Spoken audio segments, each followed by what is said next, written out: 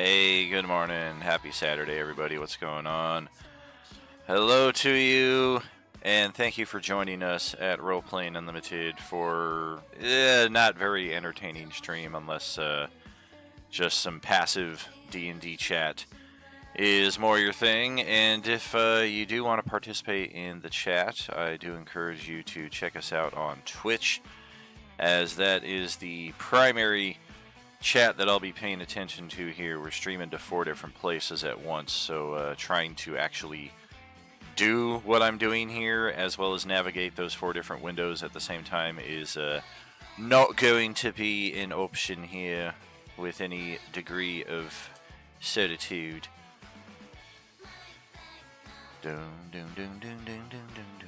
Yeah, I did craft a little bit of a tricky question there. It's all in the something something. It's all in the waffles. I will say without giving any particular information away. Because yeah, just a reminder, I never confuse my vermouth. Alright, so if you joined in for Organization 1 and 1A last week, or week before, however long it's been,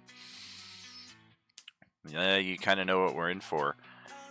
Organization 2 is a bit more time consuming, I do believe, because unlike Organization 1, where I was able to pull in a bunch of pre-lit maps to the Roll20 interface, this one is the literal navigation of my entire assets archive here and pulling them in one map and one piece at a time to this.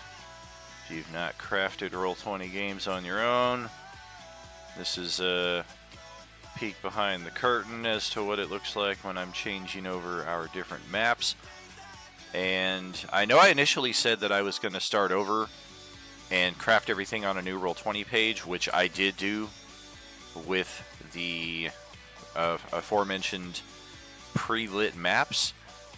But as I mentioned a few times during that stream, that page was starting to get bogged down, I think, just with the sheer amount of assets I had on it. So I did go back to my original Maps and Tokens page, and I'm glad I did, because I forgot that I had crafted these things here. I mean, really just piecing together what somebody else already crafted. These are more than likely Gabriel Picard maps here.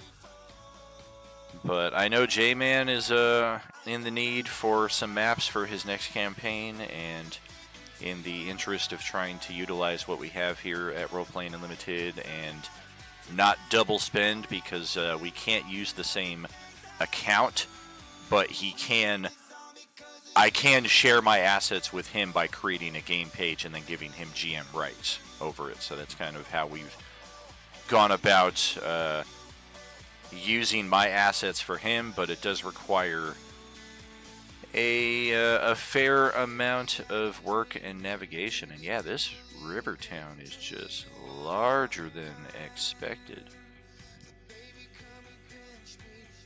But yeah, this is just one settlement here, but they are not dynamically lit, so this does create an extra hurdle beyond just bringing everything in.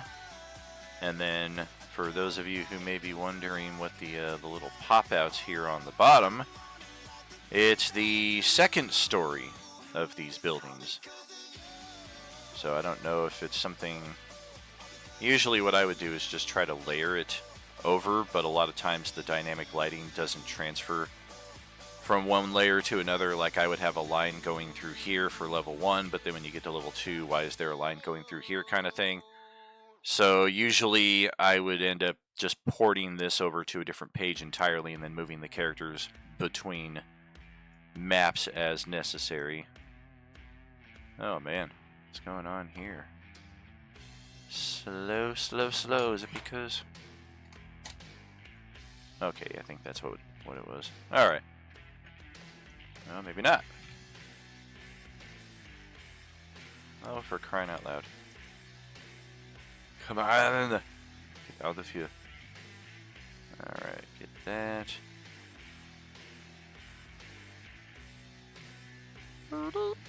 There we go. And back to the back. And then I did a similar thing with a small hamlet. And small being a relative term here because I used all of the assets that came with that hamlet pack. And this place ended up being pretty sprawling. But once again, no dynamic lighting for any of these maps. So if you want to use them true to form, it is going to require a bit more manual labor here in that respect. For any players who were with our Agent Orange campaigns 2017-2018, you will undoubtedly recognize these maps. These are what I used, some of the earliest map packs, in fact. These are what we used for our camp out there in the New Mexico wilderness.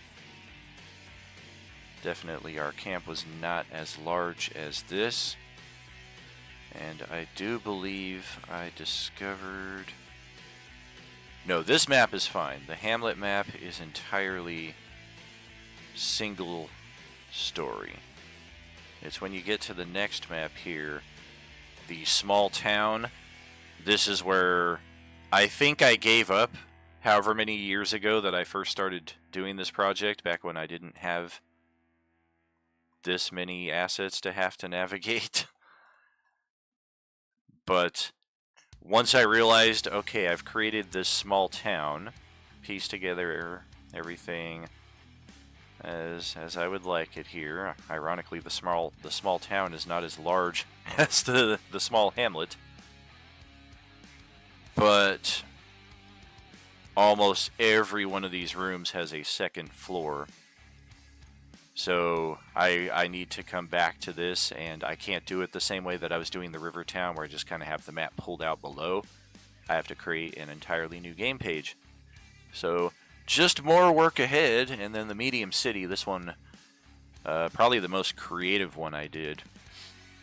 Because some of them obviously piece together in certain ways, but others, you kind of have to just figure how you want to put it. And then I took some of the Hamlet packs and mixed it in here just to create a little bit more. And yeah, we've got this separate neighborhood off in this direction. Open park area. Not sure why the grass gets different. Probably just used a different grass pack. Some ruined streets, bad neighborhood area over here. And you kind of get the impression of a larger city beyond, as the walls only kind of encompass this area, but then they do go off the map, so potentially other areas to be explored. City center right here, you've got your markets and whatnot. And yeah, this is where I was at last night when I came back to this project.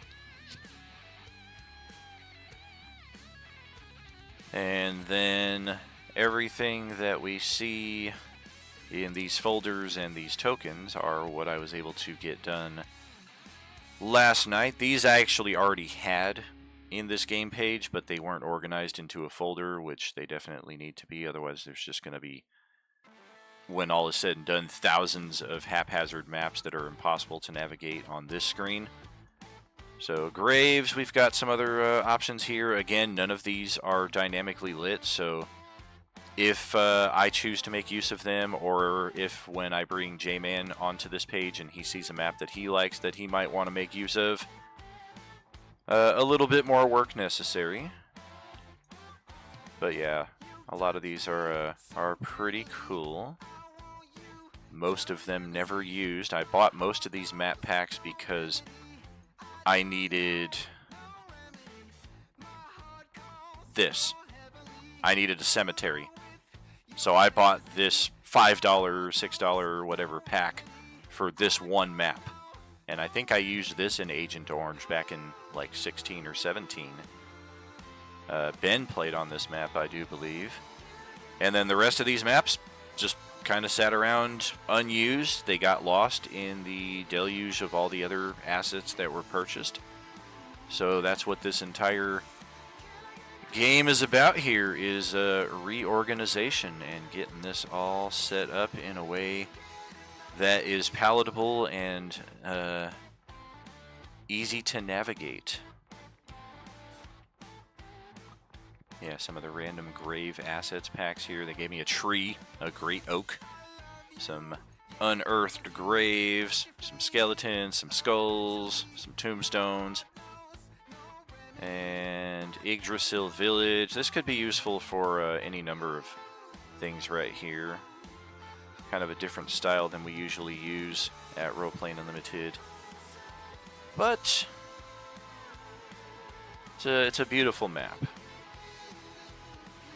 And I have a number of packs like this where it's the same map, but it's just kind of reflavored for these needs. Like for those of you who are playing in the feudal Japan setting, you'll see that I'll have the streets that are completely covered in blood and gore, but it probably came from a pack that has this as its core.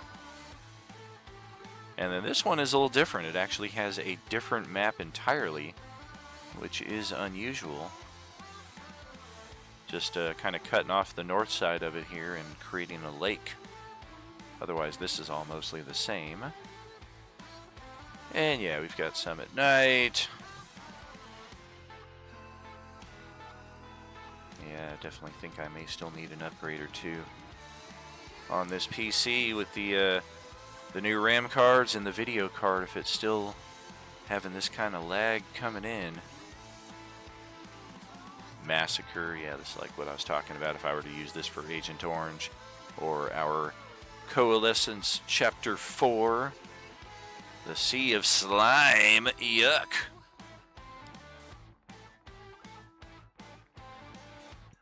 Alright, so after that is when I got to I've been doing this bottom up, reverse alphabetically. So I did the Yggdrasil. I did the Xanathar's Guide to Everything character pack here. And we can see, yeah, these are all tokens that have corresponding illustrations. I think we used this for one of John T's characters, or somebody's character. But I believe that was his Sunday morning Barbarian, if I'm not mistaken. A lot of these will look familiar. I believe Vedger from Justin's campaign also came from this pack. There's a dwarf sleeping in a bowl of potatoes around here somewhere. There he is. Yeah, that's Vedger. That's the full deal right there after a hard day of adventuring and being not as useful as he would hope to be. And then they gave me these tokens extra in the Xanathar's Guide, but they don't have corresponding illustrations, so I'm still kind of figuring out. Tokens framed, yeah, that's what I did. I started a new page entirely for those, so these can go away. And then that brought me to the World War I Historical Token Pack. And yeah, that was at about 9 hours ago, and I crashed hard. So I ended up somewhere in the middle of this pack right here, and that's where we're going to pick it up.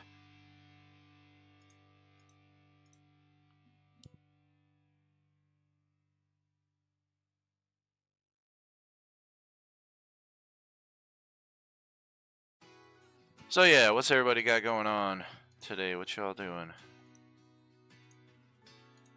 I know college football is on Saturdays.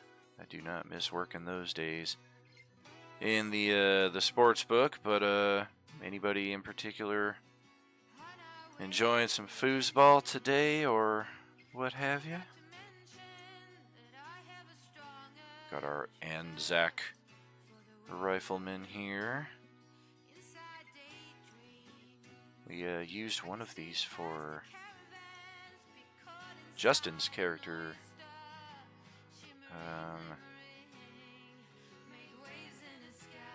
Gosh, I don't know how I'm forgetting the name. It was just this last campaign. I believe it was his Ultra Deity character.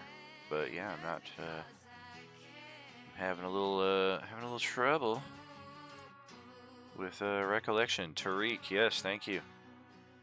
I believe we used one of these Arabian fighters for Tariq before we converted everybody's tokens over to framed illustrations. I used to prefer these a lot more because you can tell a lot better like what facing people are, and just in general the full body token as opposed to the illustration was just more appealing to me. But almost instantly when we started our Coalescence campaigns last year, people started bringing in their own tokens, and without exception they were all the portraits. So I kind of fell into that as well and was like, yeah, there is something more aesthetically pleasing to the token if it is presented in that way.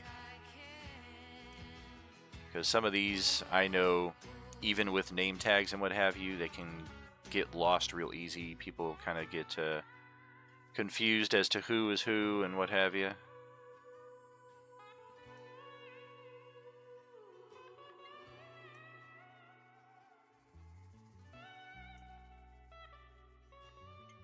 Casualties. I don't know how. I think, yeah, maybe when I get through with the Arabian tokens here.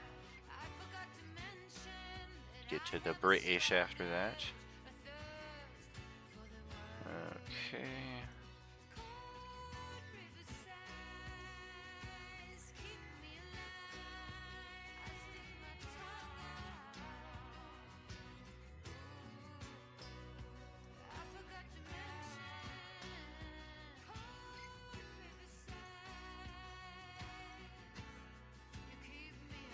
Oh.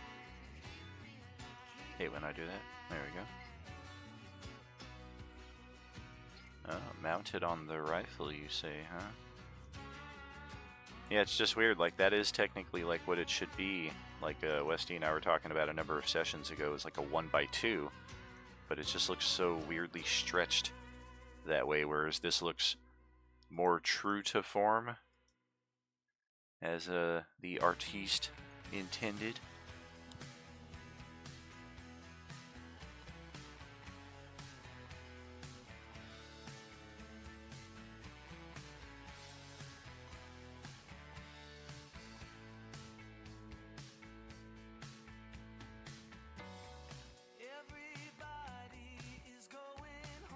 So yeah, I'm sure any of you who are fellow procrastinators can definitely see why this project has taken so long, and just how insane the task ahead will be getting all of this organized. We've got Australians and the Anzac and the Arabians over here. The Aussies, the Kiwis, and now the British. Alright.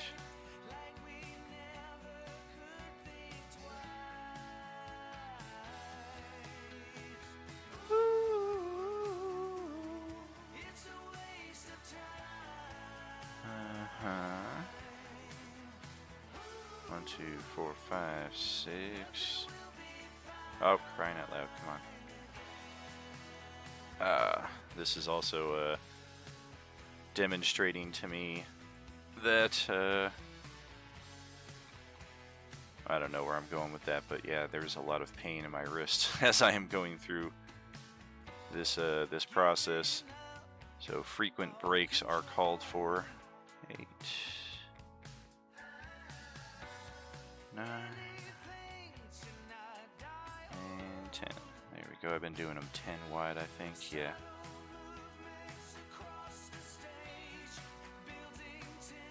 Aiming, prone, crouched aiming.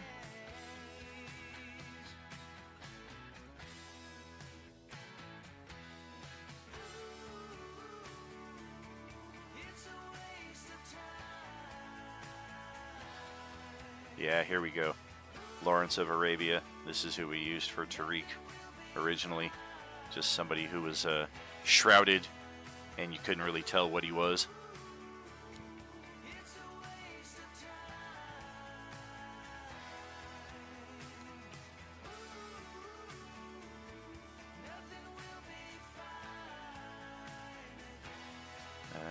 The Decrewed MG8. Woo woo woo. Now we get to the Ottomans.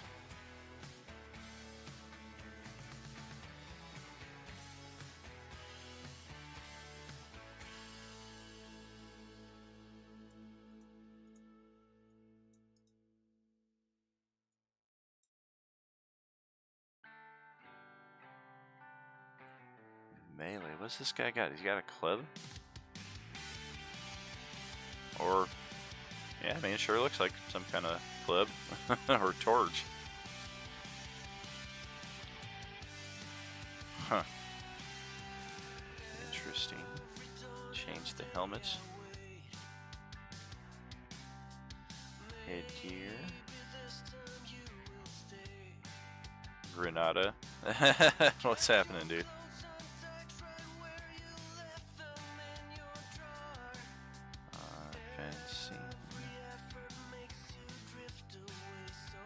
Crouched and aiming.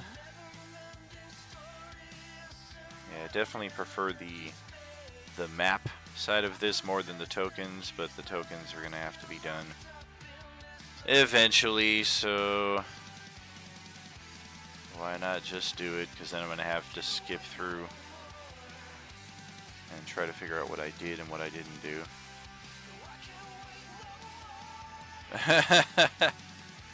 Well, I appreciate that, buddy. You know me, I'd much rather be playing some Star Wars right now, but I try to create a healthy balance with everything, which I know does not tend to go over so well for some, but it's what it's all about. Get bored real quick playing video games all the time. Is that the same? No, it's not. Goodness gracious, some of these are getting 4. Whew.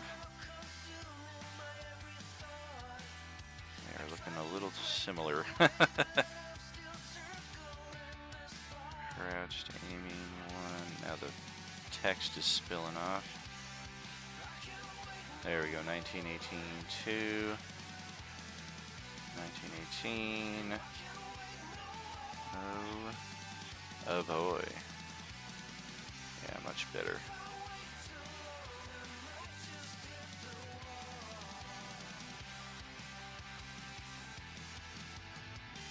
Hey, finally coming up to the end of this pack. Wonder what's next.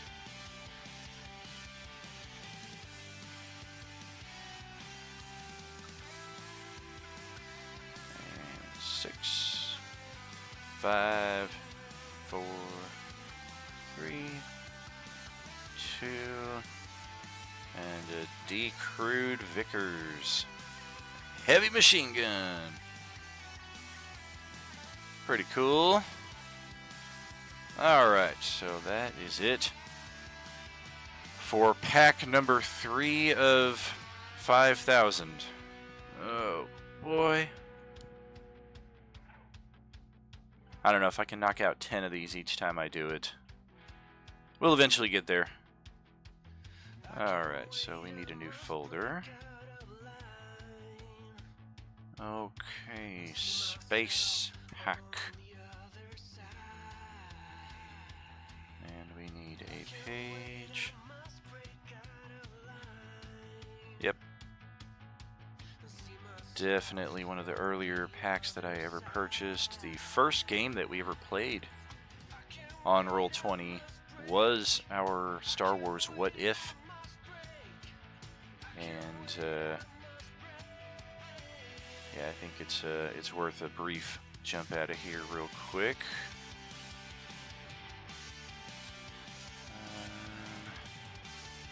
Let's go to the oldest game. Star Wars Episode 8. Yeah, I never delete any of these games. I do remove players from them once they are complete, mainly out of a organizational thing on your end so that you guys don't have 5,000 games to have to navigate through. Episode 9, Enemy Adventures. Haha, look at my goofy ass. Okay. Episode 9, Episode 10. Restoration. Is it back here? Did I miss it? Episode 8. Oh, definitely. Definitely easier in the long run, man. I appreciate you. Hey, there it is. Episode 7. Perfect. Restore. Restore. Let's get in here. You guys can see the very first map that I ever built on Roll20. No joke. 40-hour investment of time. Yeah, last time we played this game was 2016 November. But yes, this was the map. It was the tail end of our episode 7 leading into episode 8. These are the cloning laboratories on the Emperor's Throne world of Biss, which, as I understand, they have touched upon that in the recent Bad Batch series, so I think that's pretty cool. I have not yet caught up on that, but this is my take on it, going back to 2016, where the Emperor has a clone of himself, and also a younger clone of himself. He had a double clone thing going on with much larger aspirations than initially presented in the extended or the expanded universe. And yeah, this map, the reason it took 40 hours is because each of these pieces are like this. This is not a pack that was purchased pre-assembled. I had to put all of these walls together. I had to put every crate and every barrel in its place. All of these vents on the floor, all of them placed by me, all of the doors, both open and closed. The doors began closed, and then when the characters moved through them, I would open them. I think I had... Pretty sure I deleted them, but yeah, I did have a number of closed doors. Yeah, like these right here, like just some open doors kind of sitting in areas that players won't get to. And... oh yeah, that is something that I'm noticing with a lot of these older games is, of course, I dynamically lit this map. This was the first map that I ever built and lit. But however many years later, when I go to restore the game, the lighting does not carry over, unfortunately. So yes, this is what we played through the very first time we played on Roll20 here, and yeah, these were some pretty epic level Star Wars characters that we're talking about, like level 14, 15 plus. They had been playing the same characters since our episode 4, so they had already played through the Civil War era, and now coming into the post-Imperial New Republic era. These characters were very, very capable of taking on these challenges rather handily. I mean, they destroyed everything in here. And they also had some NPCs with them. Yeah, here we go. We had Mara Jade. Oh, this was Ben's character. This was Sean's character. I think this was somebody's apprentice. Yep, definitely somebody's apprentice. For whatever reason, no name tag, so I would have to go find that. Oh, absolutely, yeah, this was definitely done with love, but once we finished with this map, I very quickly realized the value in purchasing these pre-made maps, because if we're only going to spend this many hours playing it, I can't spend this many hours working on it. There has to be, at worst, an equilibrium, but at best, I like to put this many hours into working on the map and this many hours playing it. More bang for my buck and more value for our time.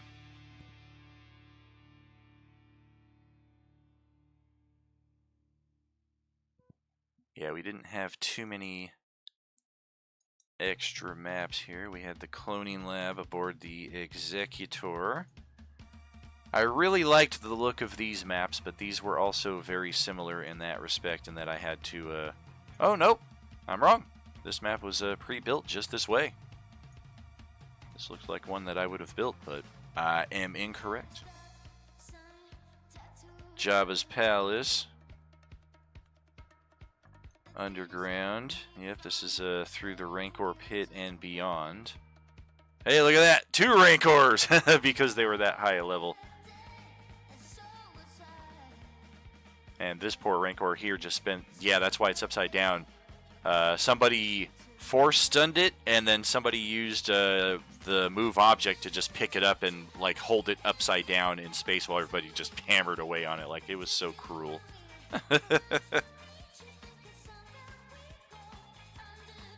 Yeah, we had a lot of fun with these Star Wars What Ifs. It's definitely, I want to say, my most detailed campaign as far as story and recorded plot goes. Is this... Oh yeah, and then we had our first starship battle out here. This was a blast. Don't think I'd be able to do this on live stream now, considering... Hey look, I'm on live stream right now! Whoops! I think in a limited frame here it should be okay, but yeah, you can definitely see that I acquired the real assets for what we're talking about here. So yeah, we've got our actual B-Wings, our actual TIEs, our actual TIE Defenders, and Mercure, for any of you familiar with the expanded universe. Holy crap, I forgot how big this map was. I remember my players hated this so much, especially if they joined in as a wave of reinforcements. But I wanted the scale to be true, so I made the planet as big as I could, and then realized, well, we need a healthy amount of space to play around here in. And yeah, you can see some of these battles going on way out here. Multiple Super Star Destroyers, one of them. I believe these ones, yeah, Rogues. Our Rogue Squadron, Wister, Kasan Moore, Corran Horn, Jura, Gavin Darklighter, Tycho Selchu, actual freaking characters. The Lusankya, yes, this was the Super Star Destroyer that the Rebels managed to procure, so we've actually had one on our side during those battles. Looks like we lost some of our art assets here over the years. This is my Strike Class cruiser. Woo woo woo. Emperor Sword Squadron, Ebon Squadron. Oh yeah, I did my research on these. There's the Executor. Can't have a fight without it. And there's the Devastator. The Avenger. The Tarkin. Oh yeah, the Pulsar. We had a lot. This combat took a great number of weeks to happen here. Yep, there's the Millennium Falcon. The Blood Talon, that was Ben's character's vessel, I do believe. Man, oh man. Yeah, this was so much fun to design and play, for myself anyway. I know that a lot of the players were not feeling it as much on some respects. There's a Dash Rider, or Dash Rendar's the Outrider. Jade's Fire, Mara Jade's starship. Oh yeah, so we had a lot of action here. I believe that's how we ended episode 7, was on this map right here. That's probably why the player tab is still set there. But yes, that is our tangent right there, just so we can kind of see the very first map I ever put together for Roll20 here. And now back to this right here. Back to that space pack. That's what caused the little tangent there to begin with. And I wonder if some of these older packs don't do this. They just have everything set to 1. Perfect, that worked out.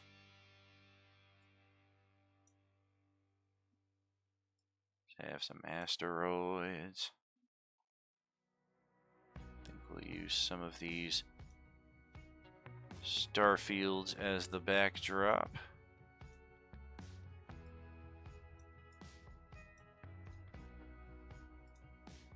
Beautiful. Whale ship.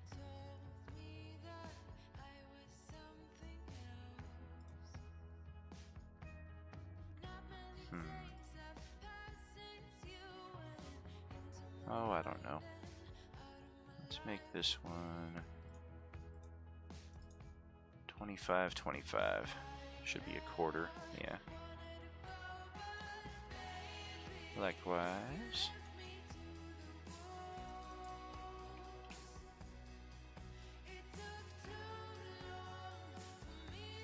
Black and white space.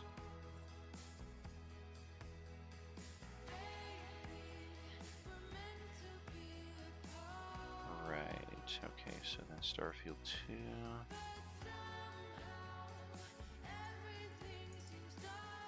2. Oops.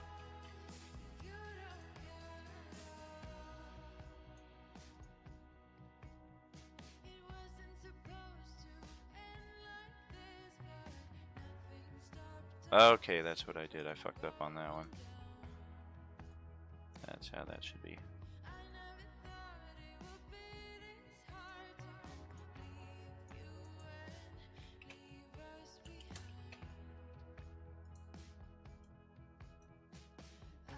Excellent. And then this one.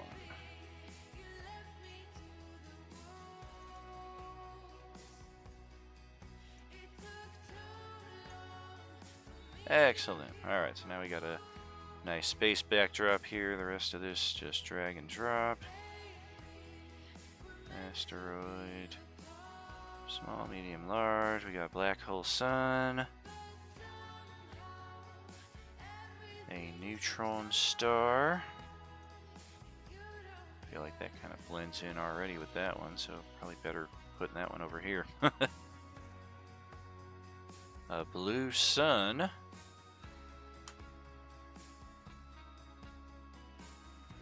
I'm not sure what Starstruck Odyssey is, to be honest. So I guess my answer would be no. But I do find in general that, as Kevin Smith would say, great minds think alike, motherfucker. Sometimes I'll put in an idea and somebody's like, whoa, that's just like something that happened in this anime. And I'm like, yes, that's totally what it's from. And I'm just like, the only anime that I've ever watched is Record of Lodoss War.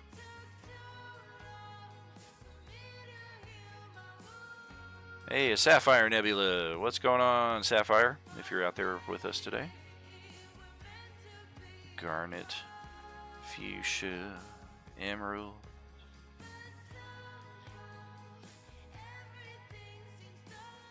And Ember. Healthy number of planets here.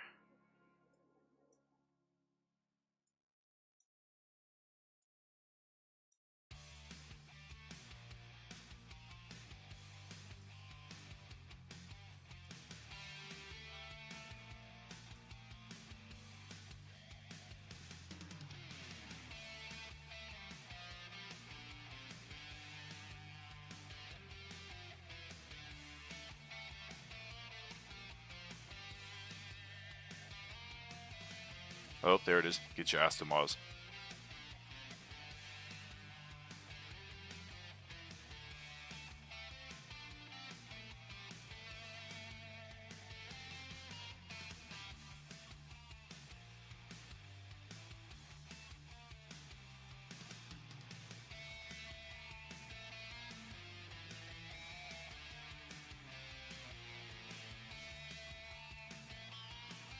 Wonderful.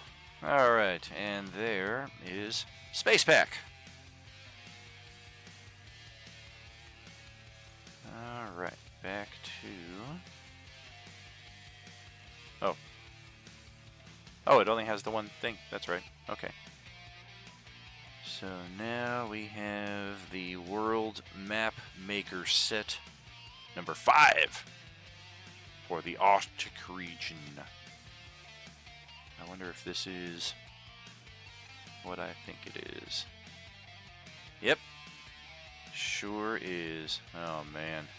Oh, gosh. Yeah, these are some of the more detailed maps that I have. And goodness, what did I even buy this for? It's possible it was something that came as part of a subscriber perk.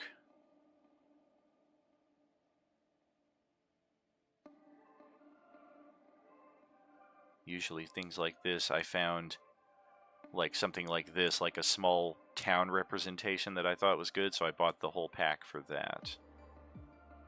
But yeah, it's hard to tell. What are the instructions? What do you got to tell me?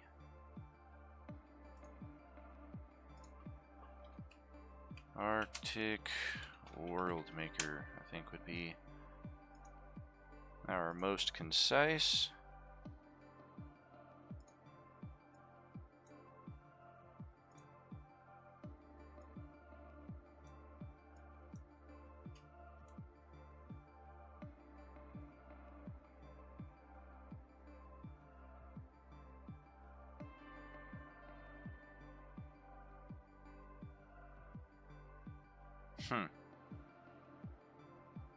Interesting. They want you to use the pen tool to do your own rivers and lakes. That's kind of bogus. But yeah, we don't need that. Whew, boy. I don't know about this one. Things like this will sometimes hold me up just in perplexity while I try to figure out, like, how am I gonna do this? Do I do it all on one map and just jumble all the assets together? Do I create 2 or 3 different Arctic world makers? I don't know. Is there even a backdrop? But here's our samples.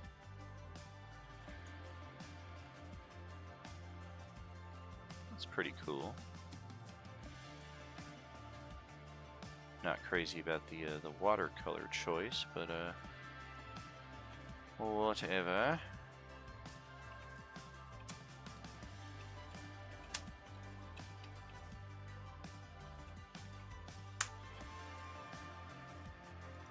Oops.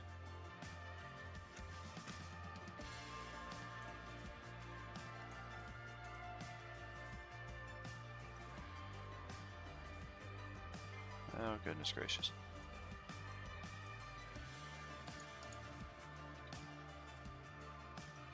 Arrgh.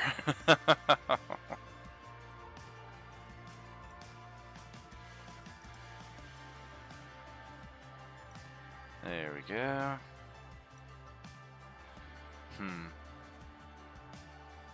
Yeah, that's not lining up. It's got its own grid. Bigger squares. Would have been infinitely easier. There we go. Was that 15 by 15? Close.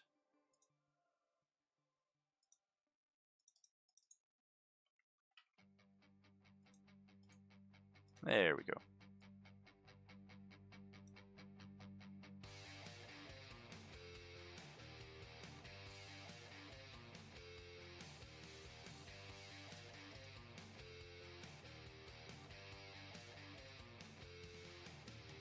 I mean, mostly it seems to be lining up. Some occasional spillover. but I can fix that with that. And now all you see is the original map opacity.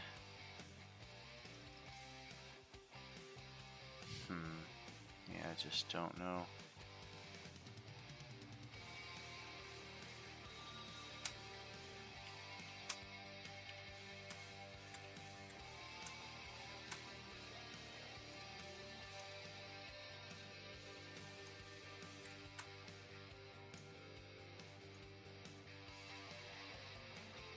But yeah, they don't really give you any backdrop aside from the landmass itself, which is designed to be, I don't know.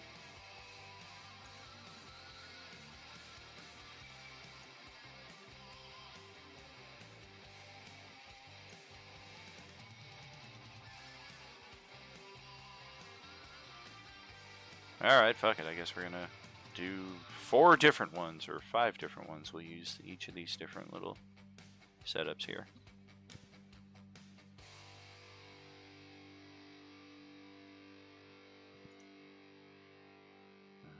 Okay.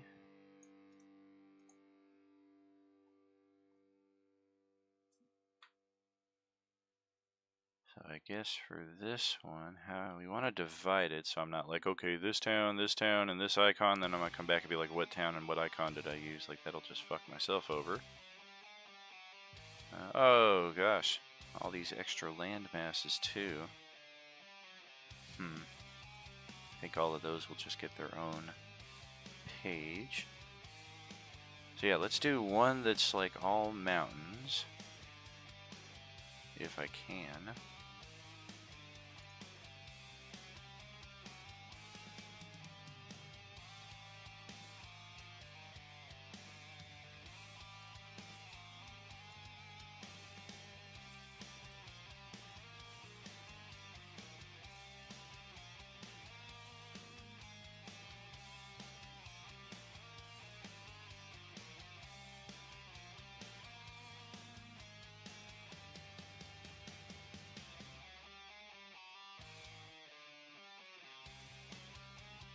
It's fucking OCD at its finest, even on little organizational pages like this. Nope, can't have the mountain spilling off the side like that.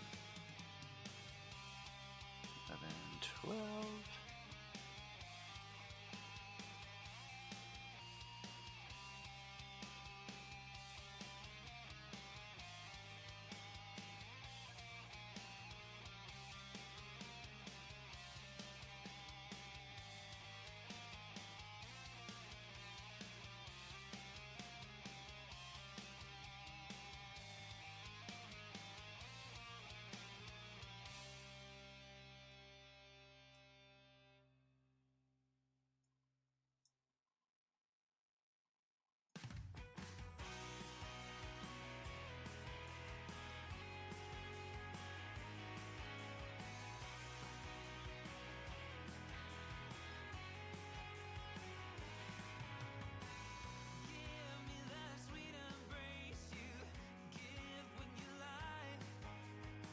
I gotta say, overall, I'm pretty happy with Epidemic Sound's music selection. I think this is our second, maybe, yeah, this is our 3rd year using it. I've been using it since we officially went live in 2021. And just great variety. Definitely a little spendy, but thanks to you guys and your support, we're able to add nice little touches like that to our pretty much daily streams, I would say. Oh, this is going to be tight. I don't know if we're going to be able to get every mountain on here, but we're going to try. Shit, which one was that? 33, okay, 34. 35.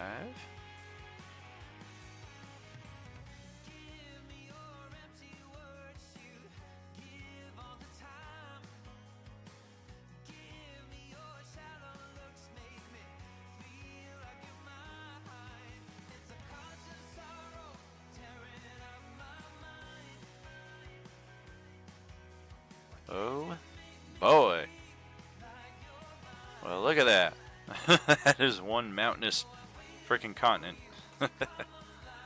Pretty cool, though. Pretty cool. Not sure that... no, I'm positive we'll have need of this someday. And I think just... let's just make it take up the whole map right there. And we will control our OCD as he begins not controlling it and spreading the mountains out again. Okay, that's enough. Assets 1, mountains. There we go.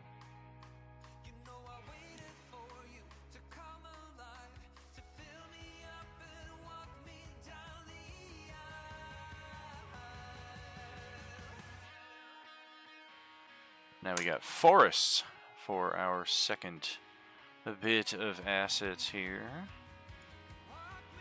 We're gonna want the second. That's the one we use. We're going backwards on that. So 53. Oof, that is tiny.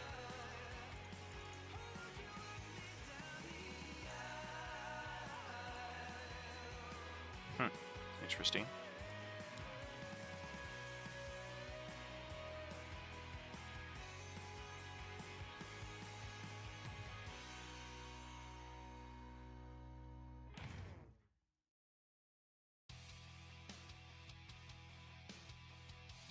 Whew, fucking allergies.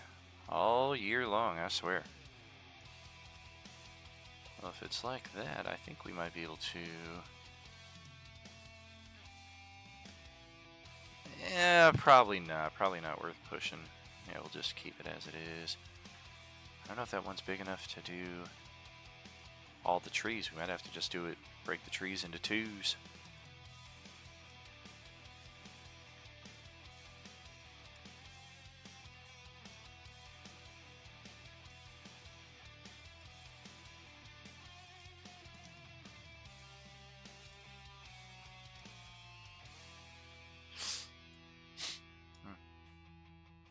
Alrighty. Oh, woo, woo, woo. Boo, doo, boo, boo, boo.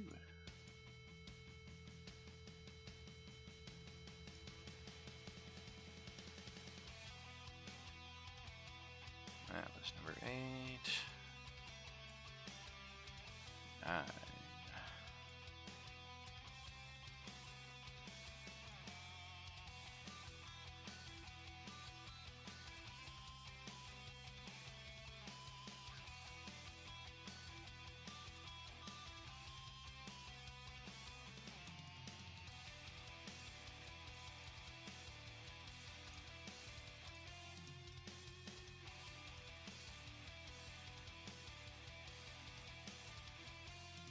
Huh. I just noticed there's no 16. Alright. I got shorted an asset. I want my trees. 19. 20.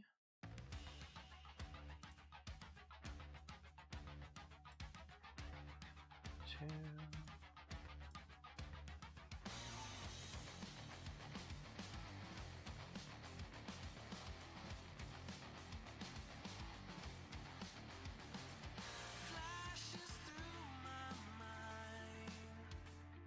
Goodness.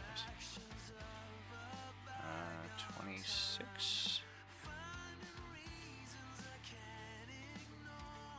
Alright. So roughly half of the trees on that one.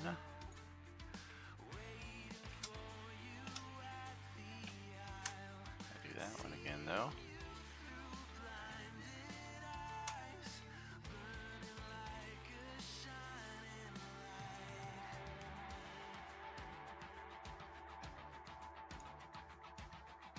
And again, just a reminder, if you'd like to join in on the chat here, please check us out on Twitch. That is the primary platform I'm streaming to here. I appreciate y'all hanging out with us on YouTube and Facebook and TikTok. But I can't see all of the chats there with any degree of reliability. So if you want to hang out with us here and just chat along with our community, please join us on Twitch. Thank you. Alright, so next, make this one a little larger.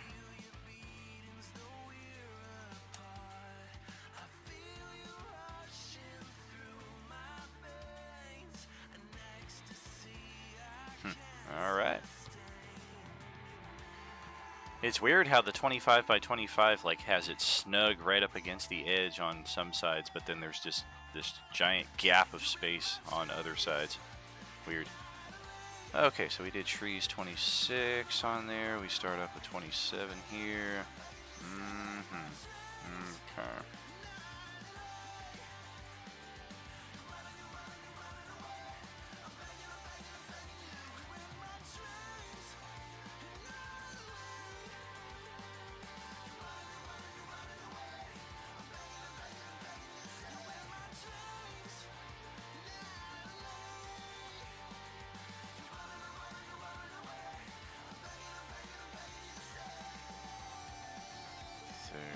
Two, 3, 4.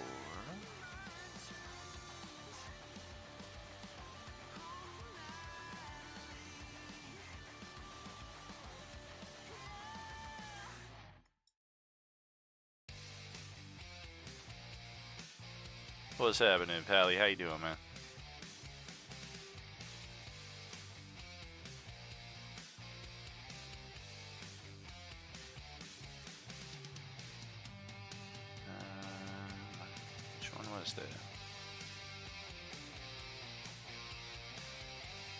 Uh-oh. That one. 40 would be next.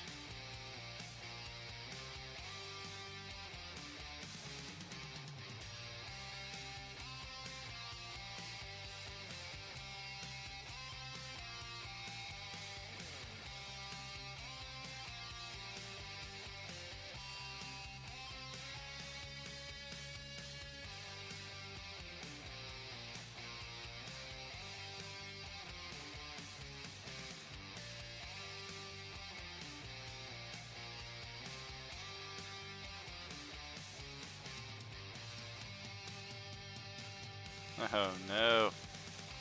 Am I gonna run out of room here too, I think? Shit.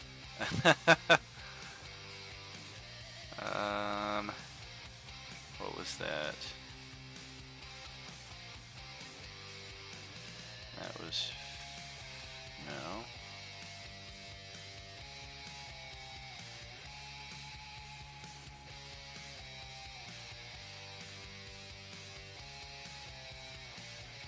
Seriously, which frickin' one was that?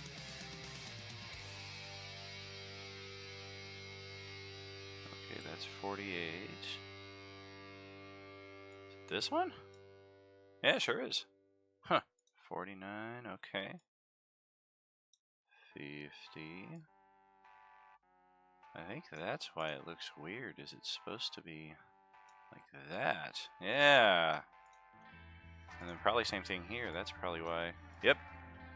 Some of them are just preloaded to be 3x3 when they should be like 3x2 or 2x2. I wonder if the same thing here. Yep, kind of looks like. Whatever. It's not an exact science.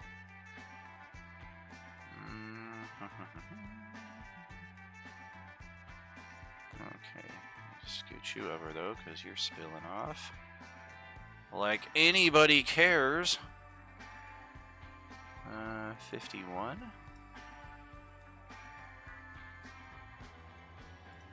Alright.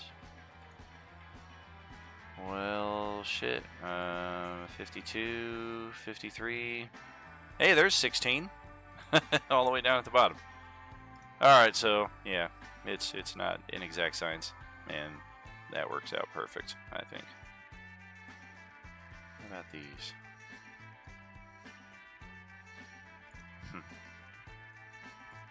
I don't know, let's check a new page. Yes, it's for land masses. fair amount of those. I don't imagine this will look good if I try to make it a continent size.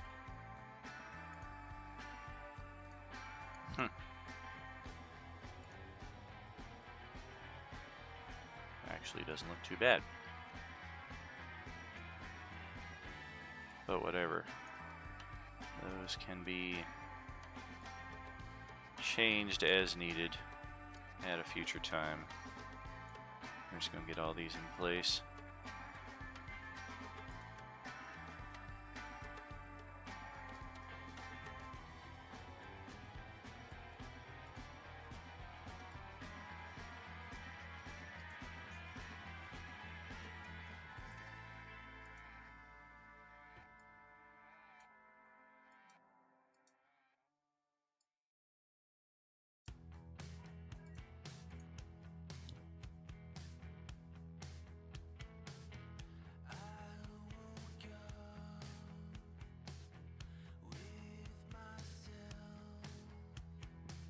Alright.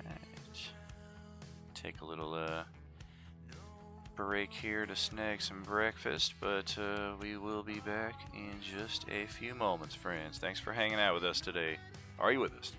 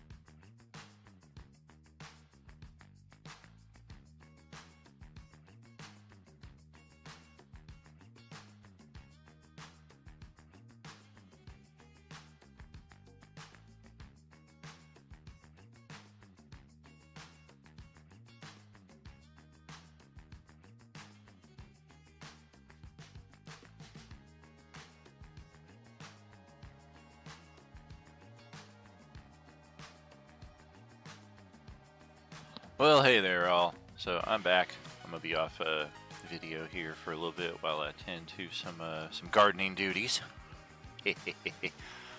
But yeah, during that little break while I was eating, finished up the land masses here, which yeah, they definitely appear to be potential continents, islands in their own right. So I think I'll just keep them at this size, though. Can kind of get the basic gist of what they look like, even at a 3x3 scale here. And if need be, if J-Man decides I need an Arctic continent, then he can easily make said adjustments at that time. Likewise for myself, if I decide I want to build a continent.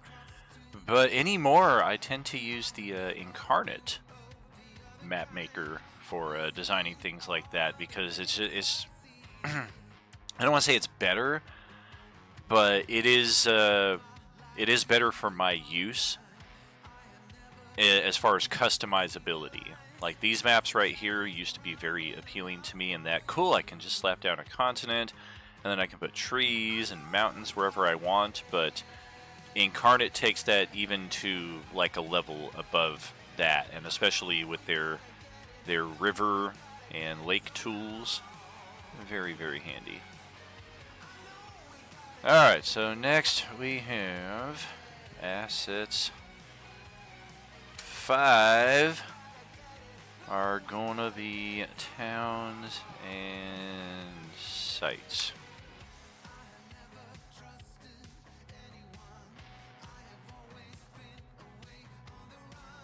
And with that, we need... did this one, we did this one, we did this one, so I think it's this one here. 25, 25.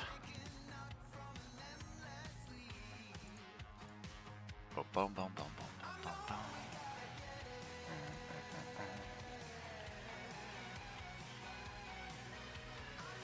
Okay.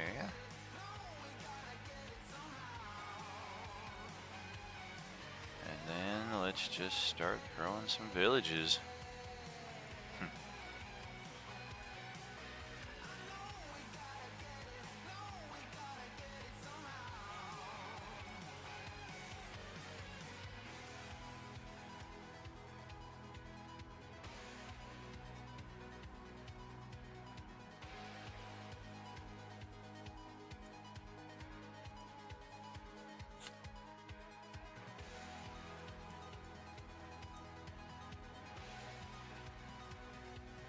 Yeah, the more I'm looking at this pack, the more I'm convinced it was probably a free addition for my pro subscription, because I am just not seeing anything in here that I would have bought. Not that it's a bad pack or anything, it's just I'm not recognizing any of these as like, oh yeah, it was this tower that I needed and I liked that it looked like a rook. Like, just nothing at all about this this setup is ringing familiar to me. These pointers are very useful. Could see those being imported to other settings.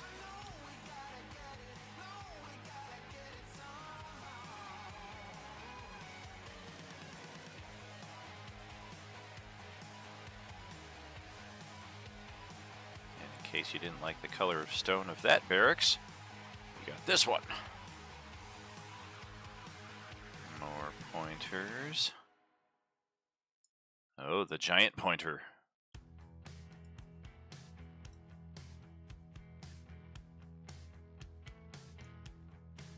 Kingdom's Reach over here in the west. Ivory Tower, that's pretty cool. Could see myself using these towers. Maybe this is what I bought. Maybe I needed a tower. But again, none of these really look familiar. And I'm positive I have towers in other map packs that I have. Ice Cave. Big Cave.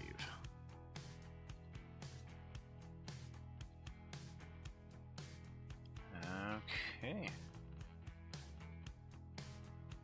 I'm thinking, yeah, we'll leave that as it is.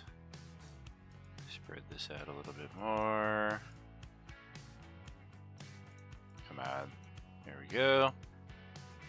And one final. Assets 6. Fuck it, same thing. Towns and sites, even though there are no towns. And the final continent.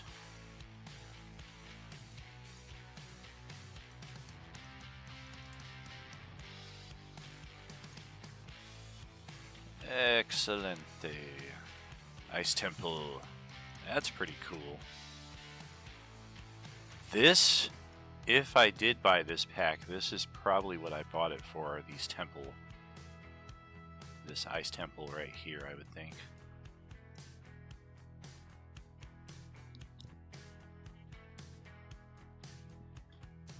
Castles aplenty. And it's these kind of reasons why I really want to have this organization done, because I don't remember that I have this many assets, especially when it comes to like town builder things like this. It's all too easy for me to just search something new and buy something new, and it's like, well, I had this all this time that is just going unused and unloved. Might as well get some use out of it at some point.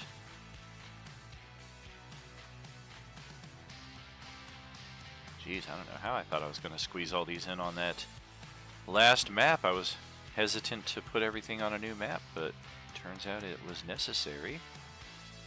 And look at that! Another one done. The Arctic World Maker. So yeah, we'll put that. And voila. Okay.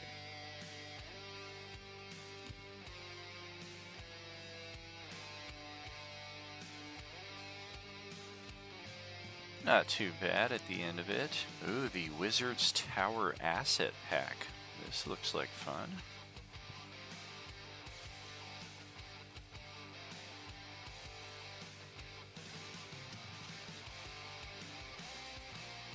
Oh, definitely.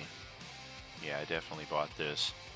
But I feel like I have multiple things in this setup also, like just random wizard stuff. I have a lot. Wizard is my favorite class, after all. Huh. Random butterflies. Wow, there is a lot to this pack. Cool.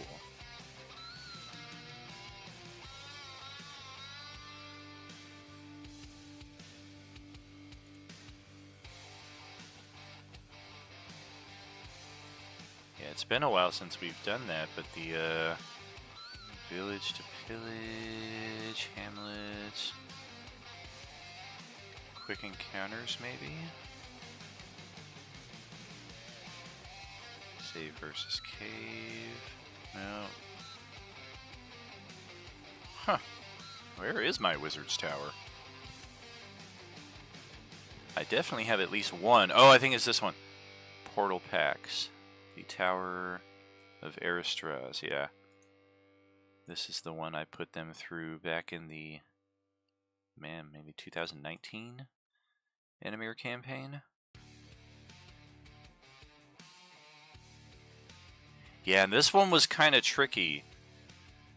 Like, it didn't come with instructions for what the different levels meant, so I had to kind of just, like, decipher what it actually was, and the puzzles were kind of weird in that respect, but it was definitely fun playing through it. But I think we have some wizard towers that will suit our needs better these days.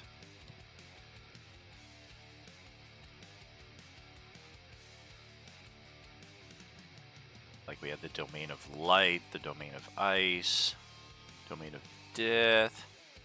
Yeah, like some of these, it was just like, what do you do? Place it as it is. So like this is the map they give me, and I'm just like, what?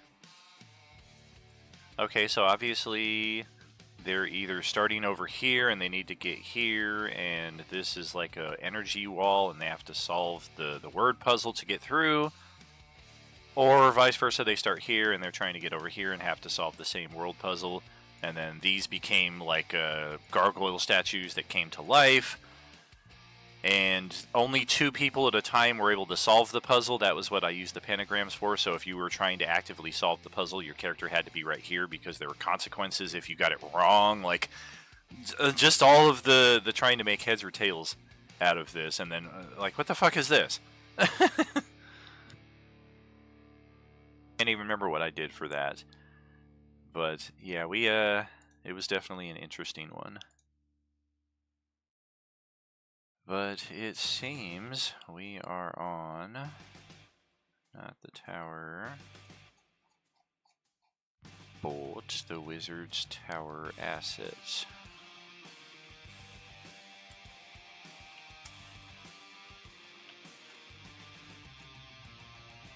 And oh dear, I feel like we're going to need at least 2 pages, if not more. Assets 1. Assets 2. I'm going to be typing the word ass a lot more than usual today with this with this organization. Of course, I'm not taking my gardening break here like I planned, so for those of you eager to see me jump back on camera, sorry, I need to take my gardening break here first, and then I will be back on there with you.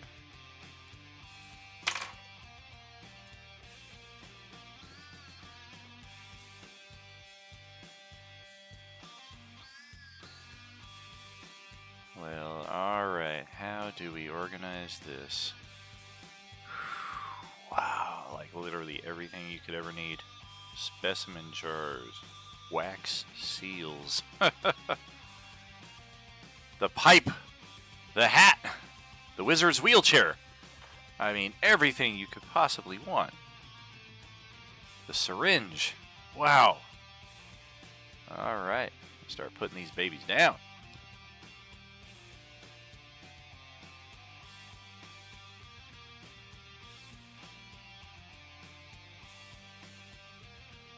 I'm still waiting to see one of our players do something exceptional in that regard, as far as a like a wheelchair-bound adventurer, but their device becomes part of their power as opposed to something holding them back and restricting them. I've seen a lot of good ideas in that respect in some of the forums over the last couple of years, especially if you're like an artificer. And like you customize your wheelchair like fucking Corey Haim in Silver Bullet. This thing gets 55 miles an hour, baby.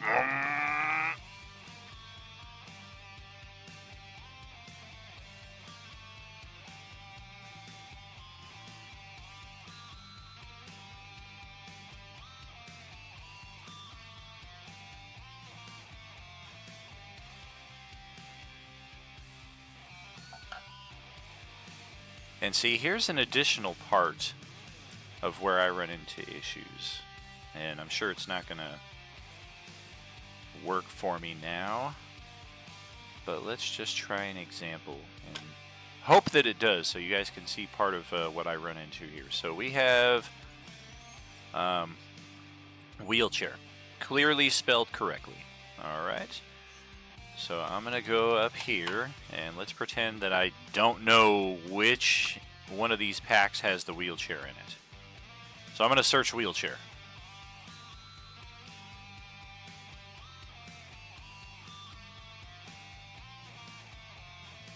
Okay, they're getting better. They're getting better. See, this is used to be all that I would get. No results for these keywords, and I wouldn't get anything in the assets pack here either. So let's try pipe. There's Captain Piper. Very nice.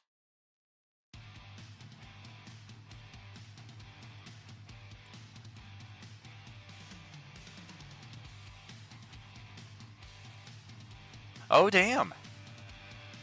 Well, look at all these results. And the Wizard's Tower asset pack. Okay, so I think they are improving on their keyword search here, because Yeah, there's just so many of these things that did not match up as they stated when you would try to do a simple keyword search, which that is one of the larger reasons why I'm doing this organization, so that I'll hopefully get a better sense of where everything is, what we have. But if it's going to be working more properly, this will also be of great benefit.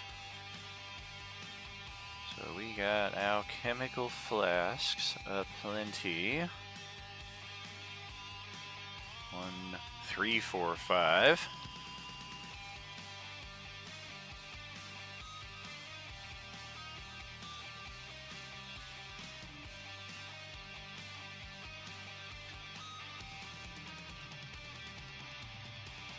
And that is 10.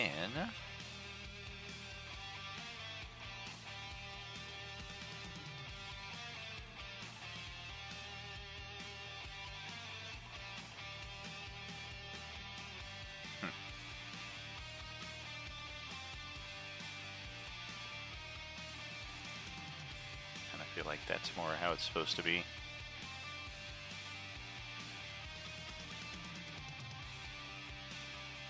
Ooh, apothecary box.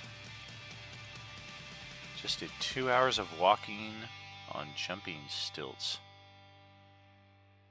Jumping stilts? What? And what's next weekend? Is it the annual county stiltathon? I think I've only ever tried stilts like once when I was like maybe 10, 11 years old.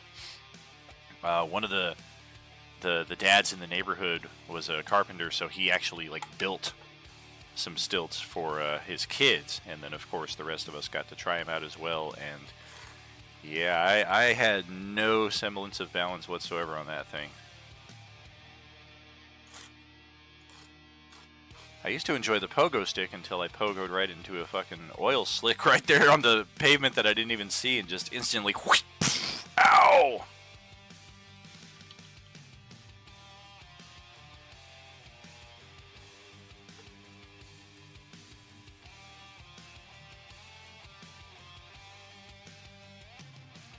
Alright, gardening is almost set here.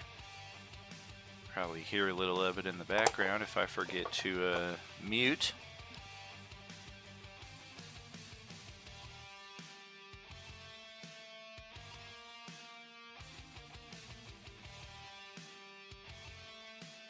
Aw shit, look at us jumping up to 8 viewers just like that. Welcome to Organization 2.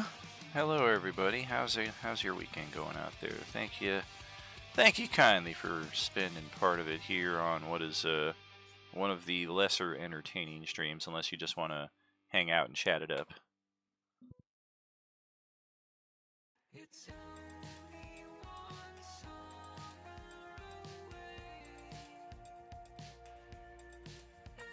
Ah, nice.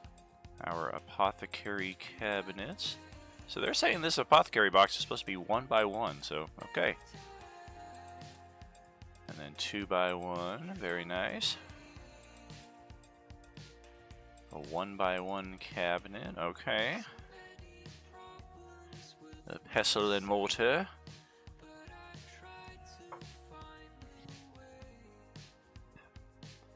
Some satchels. Yeah, these could be very handy just for decorative purposes.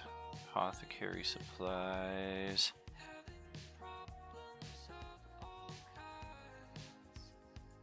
Two by 1, nice.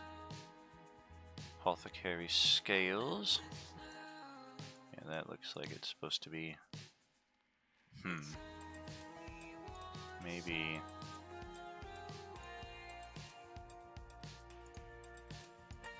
Yeah, maybe something like that. Shouldn't be as big as the table, but looked off there. And then just weird artifacts.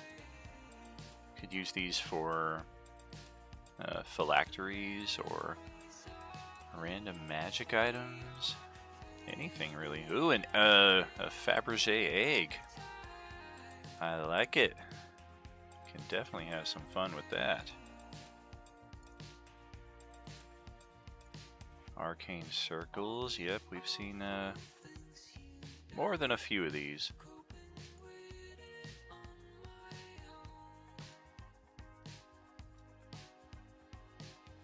Oh, the Circlet of Power. Arcane Lights. Probably use one of these for that Drift Globe that we had last time around.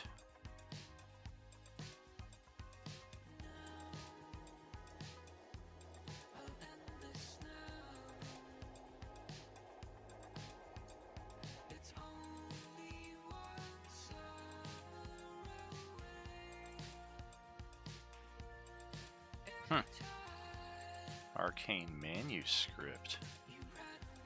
Oh, that's a bummer.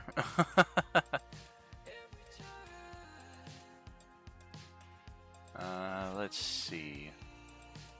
Within the same range, I get, for instance, or anyone. Yeah, Eldritch Blast is kind of weird in that respect, but yeah, I didn't want to like limit it to having to be right next to it necessarily. It can be a little odd if you have like the extended range and shit like that, but I imagine that'll be more the exception than the case. Can always revise in the field as necessary if we kind of discover it's not working for us. Man, I like these, but I don't like that they don't really zoom that much for us. Like, these would be cool to drop down for players and be like, alright, decipher what this means, and they just be like... It doesn't work. Oh, thank you, thank you. Yeah, I've been sitting on that one for a few weeks. I need to write down my organizational ideas because I think of them and then I pick up my phone to implement them and then I get caught in a tangent doing something else and then a week goes by and then I'm like, oh yeah, I remember that thing I was going to put in, which, I mean, big ups to me, I guess, in the fact that I remembered it. But even still, it's like it could be a much better process. Oh, these are some cool shelves. 2x2, 3x1.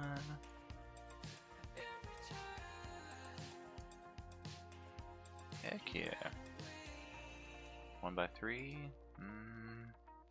Whatever. Perfection.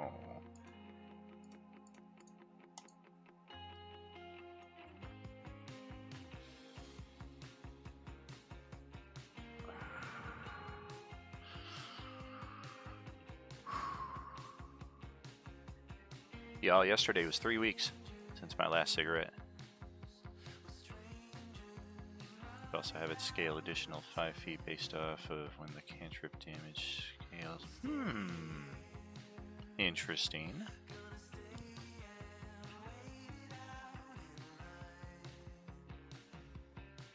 Yeah, it's a shame. It's still like a multiple times per day struggle that I'm just like, oh, I'll just go grab one and I'll have one. It'll be fine. But of course it won't be. That's how it started off this last time. Like, I bought one pack back in April, and it was the first time ever that the pack lasted like a whole week. I was only smoking like 2 or 3 cigarettes per day, if even that. And then immediately the second pack, I was like up to 3 or 4 per day, and then next thing I know, I'm like half a pack a day. I'm grateful that I never got to a full pack a day this time like I was last year. My lungs just can't handle it, but even still, it's just it's better none at all.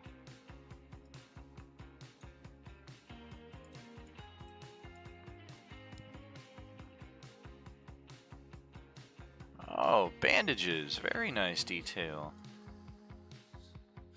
Yeah, see, I'm gonna need to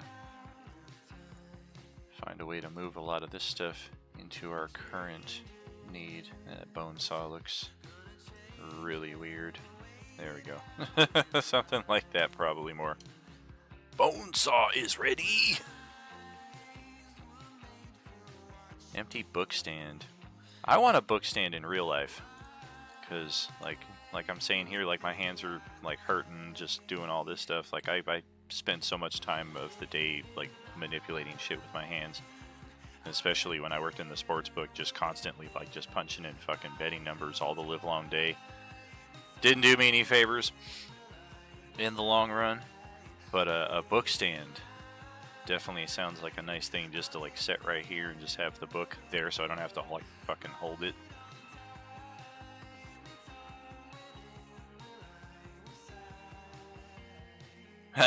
Too cheap for that. Well, I mean, when I started back fucking man, like 25 years ago, cigarettes were like $4 a pack. And everything was just so much more affordable back then. It was infinitely easier to afford them. But yeah, over the years, they have not gotten any cheaper. That's for sure. Oops. Butterflies blue. What the hell? What's the difference? Oh, I see. So yeah, I did do one. Oh, for goodness sake. There we go. There's two. Butterflies. Oh, sure, sure. I mean, they even talked about it as far back in Clerks, when cigarettes were reasonably affordable back then, and they make very good points about it. And they're like, how much do you spend a week on cigarettes? And the guy's like 20, another guy's like 35, another guy's like 50. And he's like, $50 a week on cigarettes? Come on, would you give somebody that much money per week to kill you? And yet, we do. It's almost like it's a fucking addiction or something.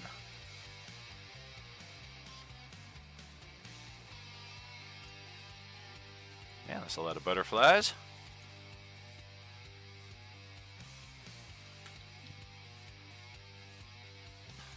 So yeah, we got a nice little collection of goodies right here, I think. Yeah, let's cut it off after the next little... Well, shit, these are all going to get bigger. So let's just start the new area right now. Cage. Nice. Yeah, Roll20 has been working hard at updating all their stuff and making it more user-friendly. I know a lot of, I don't want to say a lot, but I know other people have their preferences towards different VTTs, but this is what I come back to every time when people are like, why don't you try out doing everything on D&D Beyond, or, oh, what is it on Steam that people play on where it's like an actual like 3D board, or Foundry is another big one. I'm just... I point to these assets right here and just like I'm too invested in Roll20, and it's user friendly. Enough of our people know it. Trying to get everybody to learn different systems, like, no. Yeah, Foundry is definitely a good one.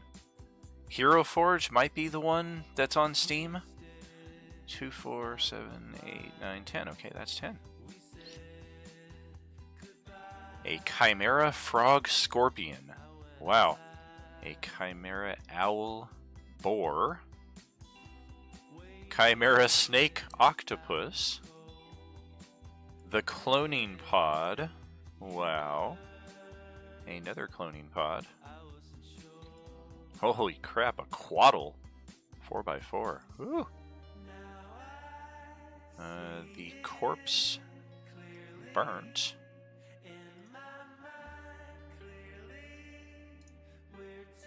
yeah, some of these need a little TLC. Are they all gonna be like this? Fuck. Yeah, they are.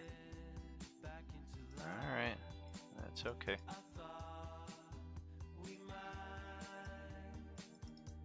Oh. Come on, Daniel.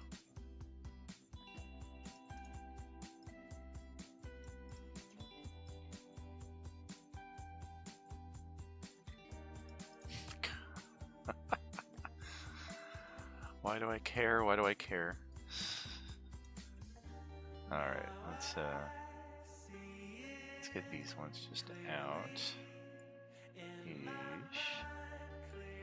Yeesh. And yeesh. Okay. Yeah, these ones actually don't look too bad. Just a skosh in. For somebody who's not very good at scale, and when I say somebody, I'm talking about myself, I sure do spend an inordinate amount of time trying to scale things. What's happening here? Maybe try one campaign just to change it. Like to try something else. Oh, I gotcha.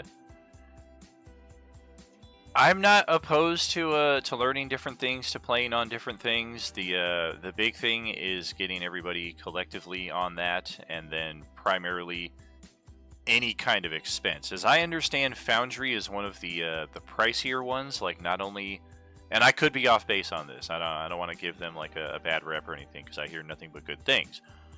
But as I understand, not only does the GM, but the players also have to have a subscription for Foundry. Oh, definitely. Assets, books, other things. Like, it depends on what they offer for free as well. Like, if you're just playing... Okay, I gotta come back to the corpses here. But all the way down here, they have the sets that I get for being a subscriber. And then they have these free assets, which everybody gets access to, which there's not a whole lot. The Pathfinder character art pack is probably one of the cooler ones.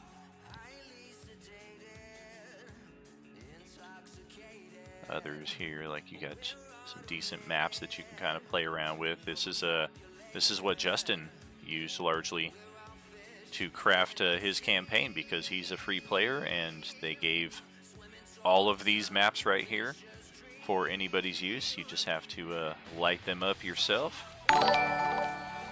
And some other good stuff. Hey, Gift of Gabby, thank you kindly for the follow there. How's your Saturday going? Are you with us? Fantasy Grounds. I have not tried that one. I went right into Roll20 in 2015 when I had just kind of had my fill of in-person gaming, and not the people themselves, not the experience. I've said it numerous times, it was literally just the logistical, I'm running the game, but I don't have a location to run it out of, so I'm carrying this giant backpack of books, I'm carrying like 60, 70 pounds of these Dwarven Forge 3D terrain sets that are like literally stacked up like 7 or 8 high. I've got a side bag with my laptop, and then I've got like 2 tackle boxes full of miniatures, and it's just taking forever to get that stuff out of the apartment, to the car, to the gaming site, back into the car, back upstairs to the apartment. Like, I was just killing myself.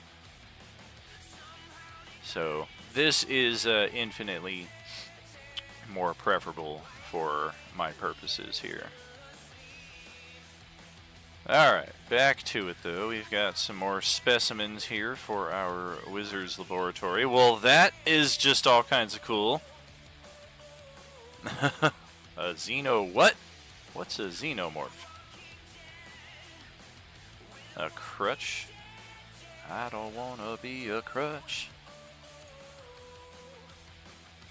Another crutch. These are kind of getting weird. I want to keep them close by each other. Another crutch, in case neither of the first two worked. That is a lot of crutches. Crystal holders, very cool, very cool. A one-shot, definitely. Yeah, and I have started kind of debating how I would do one-shots. They would pretty much have to be on a Saturday, because it's the only day that I don't run one of our stable games on a bi-weekly basis. And then beyond that, it would have a few extra requirements as well. Display cabinets. Doctor's bag, solid.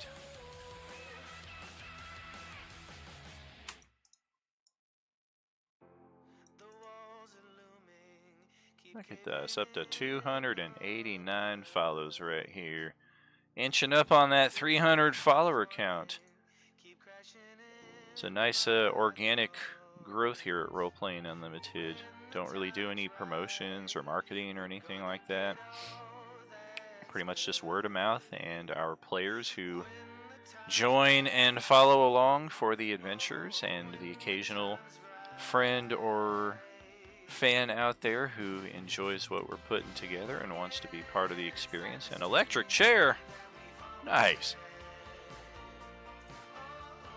Wow, this pack has so much more than I expected, and I do not remember what I purchased it for. There's going to be something in here that I'm like, okay, this is what we got it for. Wow, a flagellation strap! Holy crap. Oh, the forbidden book! Volumes red, purple, fuchsia, and blue-ish.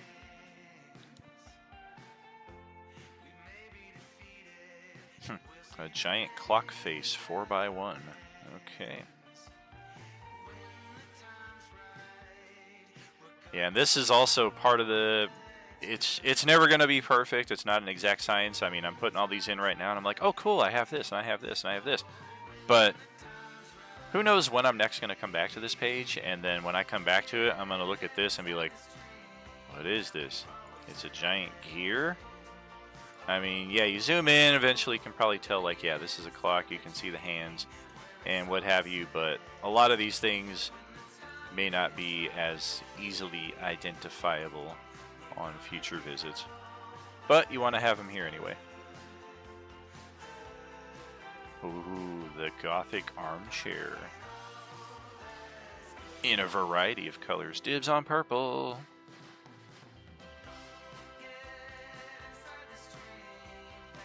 Let me have some carpets. Okay. That's going to take up a fair amount of space. So maybe you start the next. Maybe.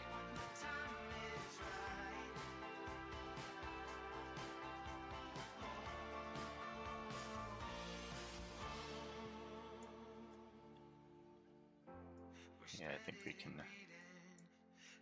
keep the pattern between sections here a little better. Going this route. Okay, so now, yeah, carpet on down here.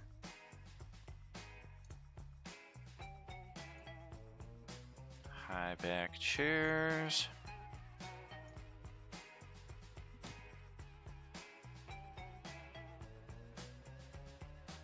I dig it. Yeah, definitely would have to be on Saturday at some point there, Diego.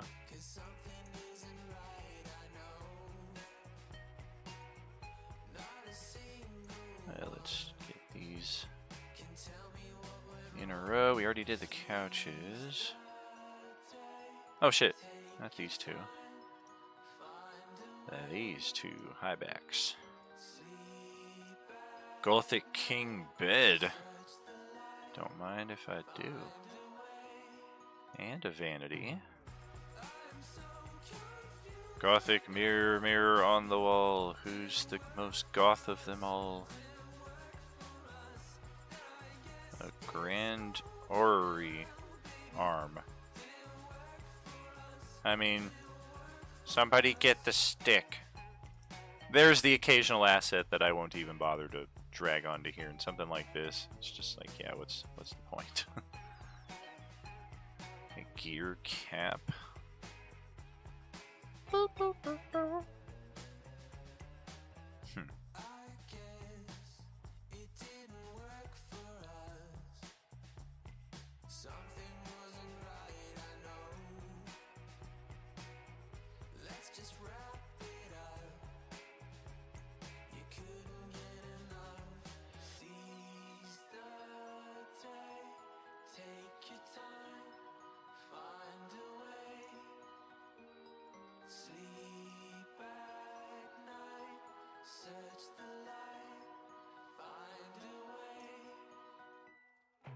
Okay. Oh shit.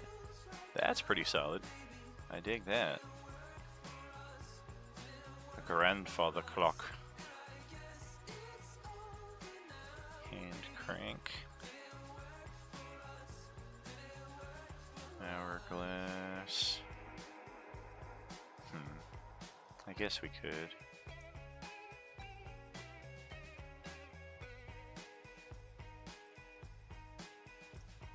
Yeah, that'll probably help these be a little more identifiable.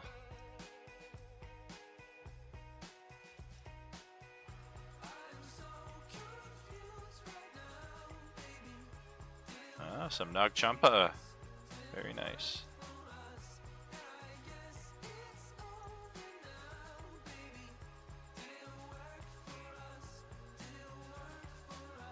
Ivory tusks. Alright. And I think that'll do it for that section.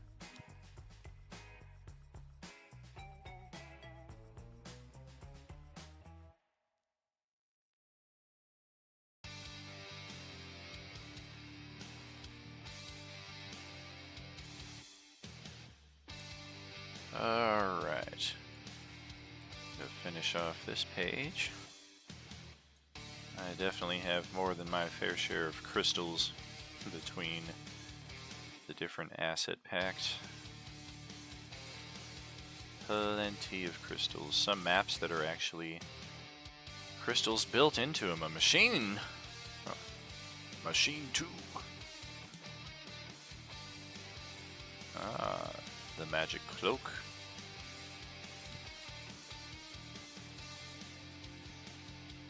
Magic lamp, and a bunch of wands. Gift of Gabby, pleasure to see you there. I'm doing pretty good. How about yourself? Thank you for joining us here on this fine Saturday.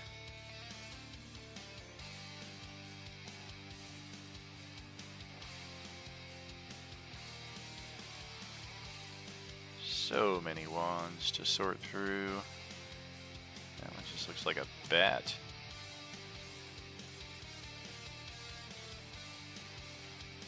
Oh, the 10-minute delay after the follow before chat. I forget that that's even a setting here sometimes. Apologies for that.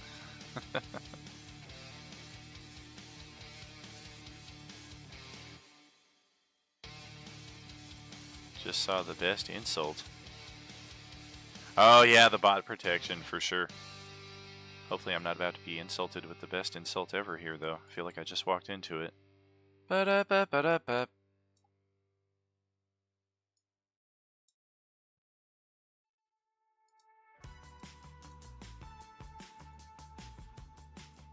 Metal crate, huh? Microscopy. Also a little large for its space there. Time for another gardening break here though, so I will jump off camera for a half second here and be with you shortly. You didn't live up to the potential Mr. Rogers saw in you.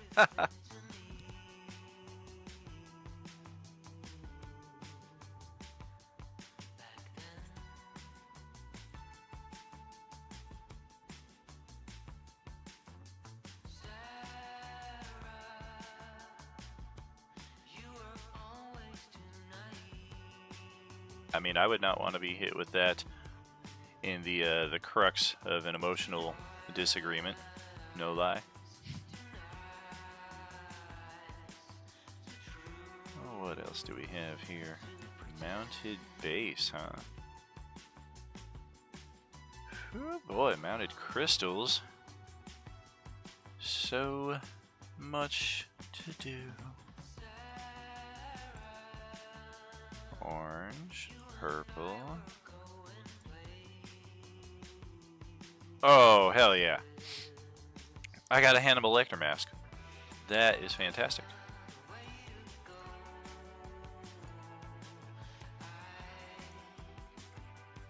An operation chair. Oh gosh. In case you ever have need of a dentist encounter at the tabletop, I suppose. pattern code, portal of sending, another portal. More portals. And that's how we're going to wrap up this page. Is with a bunch of portals. So now we jump to the next one. And more portals.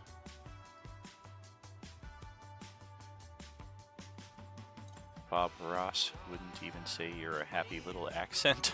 Oh, fuck. Oh, man.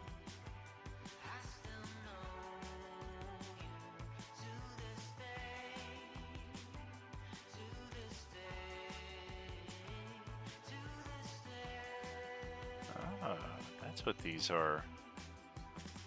I generally prefer my potions lying on the side because, I don't know, I feel like you see something like this, you might think it's a button. 5, 9...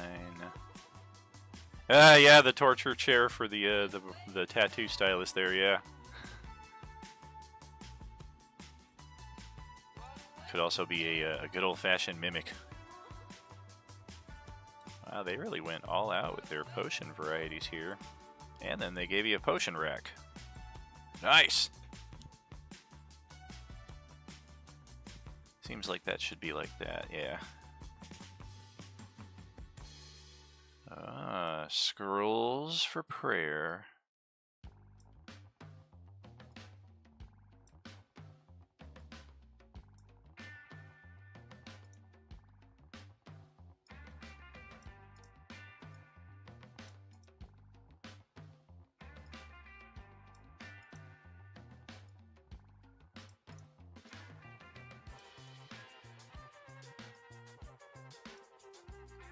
Yeah, this is definitely one that I will probably move up towards the top of the assets list here. Just that'll probably be my way of noting what's more important and what I might have more use of, what has more options inside of it. Whoa, those are some giant scissors. Twice as long as a man. Scroll box.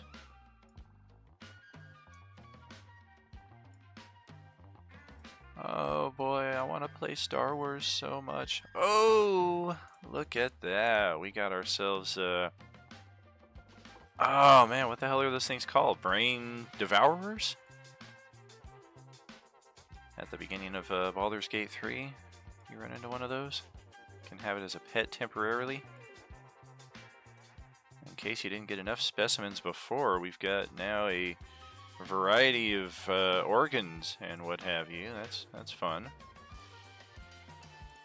Wowie, wowie, wowie.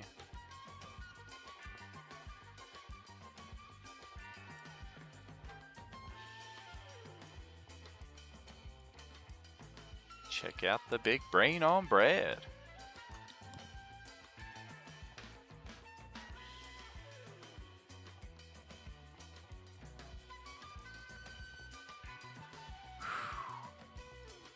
We got some trilobites here. What the fuck is that?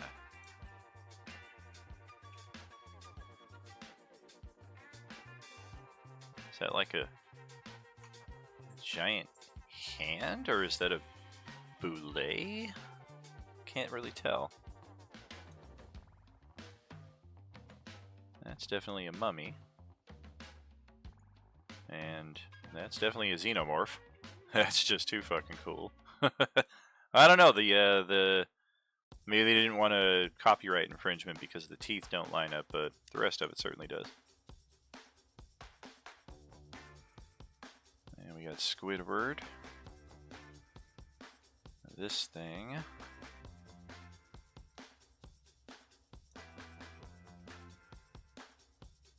Everybody likes a nice butterfly collection. I prefer them living, but that's just me.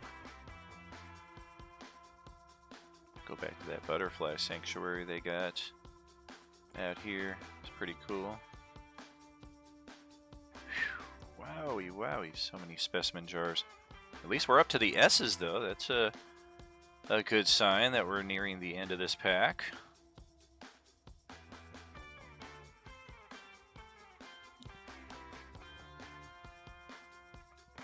It's like the same specimens over and over, just in different storage devices. Gotta like variety, though. That brain got smaller once it got shoved inside of that thing, though. Maybe missed it before. Why am I putting them on pages? Primarily just so I have them all in a more easily navigatable format. Because the way they're arranged in here is, if I need something on the spot, it's not as easy to get at.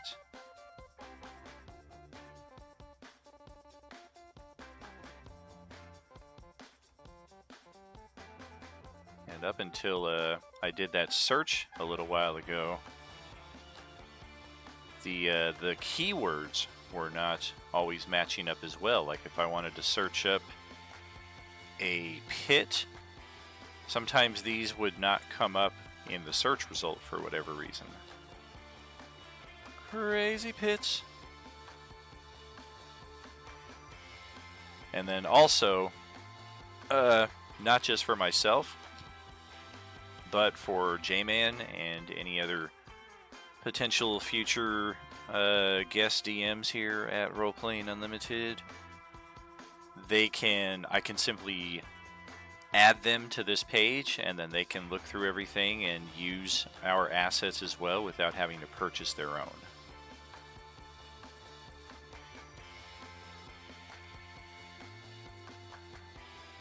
There's those wheelchairs.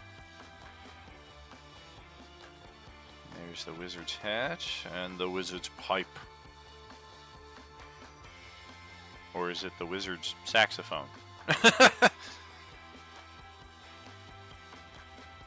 Based on the size of it, I think it could be the wizard's saxophone. He says, "Stop playing that saxophone!" We got staff. We got another staff. Oh, this one looks like Richter's staff right here. No!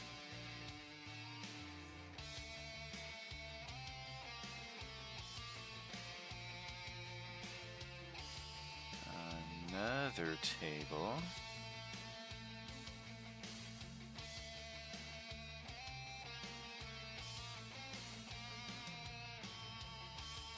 That looks about good right there.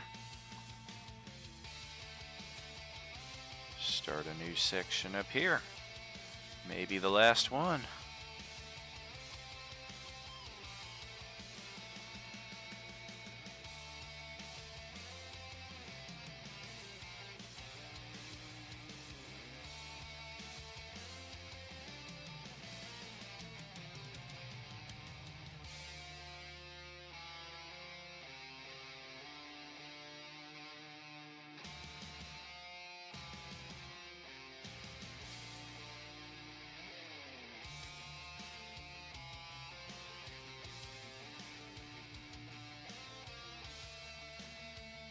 Oh, heck yeah.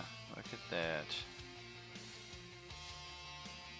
Another pack complete. Another pair of scissors and 4 different syringes. And we will call it on that one. Beautiful. So that's 1, 2, 3, 4 that we've gotten through here. My initial objective was to do 10 of them at a time, but I'm starting to think 5 might be more manageable.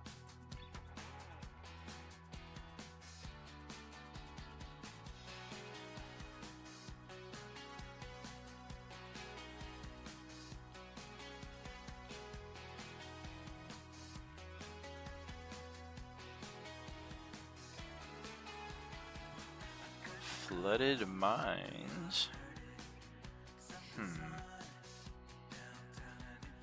Okay. I think I remember. Yeah. I do remember this one. And it's possible... Man, what game would it be under? We used it, I built it, I dynamically lit the whole thing, populated it and everything.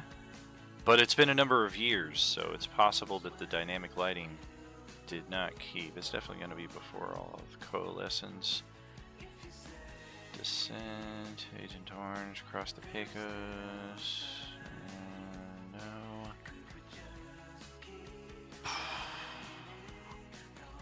Is he? Huh. Interesting.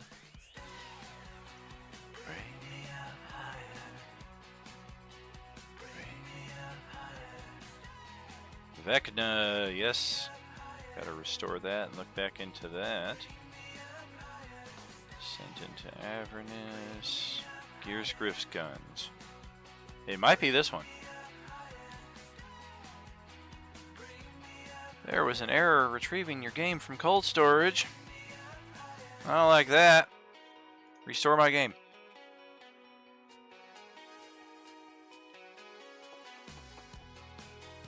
Especially considering this was the last full Animeer game that I ever ran.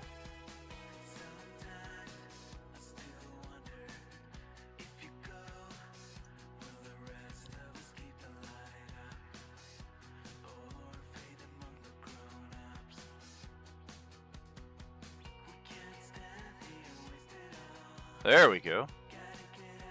Just had to circumvent their little error message there. Hey, what happened to my camera? There we go.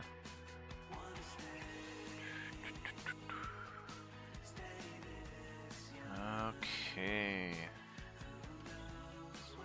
Whew, boy.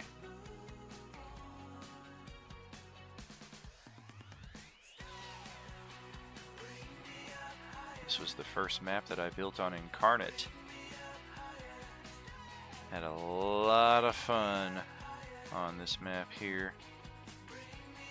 Proper steampunk, Wild West, industrial oil age campaign in a Monk and Scion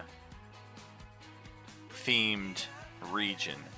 So all of a sudden all this industry comes in to what was formerly a pretty simple land, and all of a sudden you've got all of these dwarves and these outlanders and natives alike, all of them battling for these new resources. We got diamonds, we've got all sorts of oil fields right here in the central region. Yeah, we played a fair bit at each of these locations. But the mines, that's what I'm here for. No way. Oh, okay, yeah, we did Did I? Yeah, we played through this. Obviously. I don't know why the lighting is all fucked up by one space. Whatever. Ultra prison. Yeah,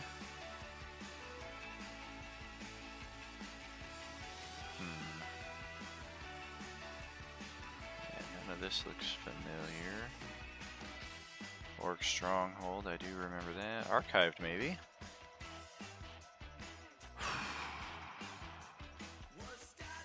Flooded Mines. I think that's what it was.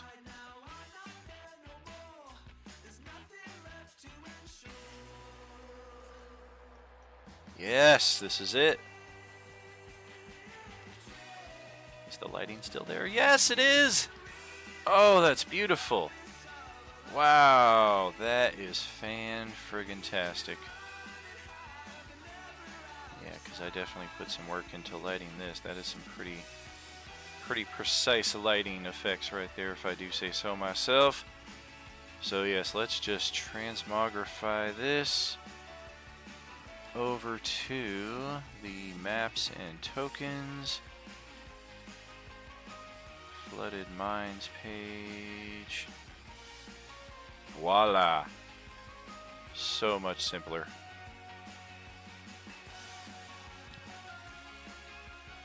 Every so often I might get lucky on some of these imports. Instead of having to do it all manually, I may have already done it before, and it might just work. Flooded mines. Little pig, let me in.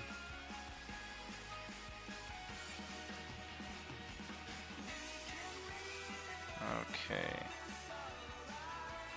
Yeah, this thing was positively stupid with undead. Depopulate all of that.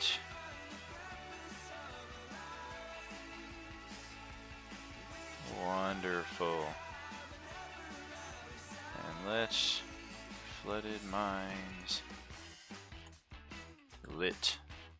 Since most of these maps are not, I need to distinguish that for show. But then there are still the other mines, which I will bring in, but I think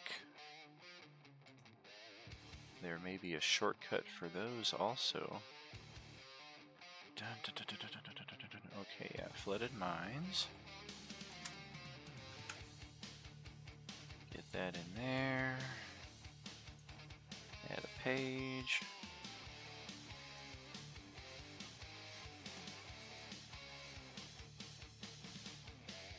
Okay, so yeah. Northwest.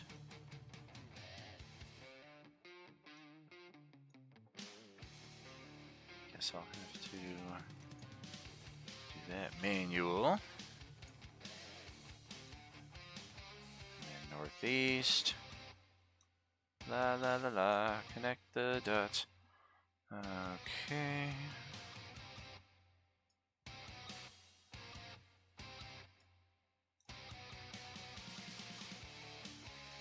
Where are you at? There we go.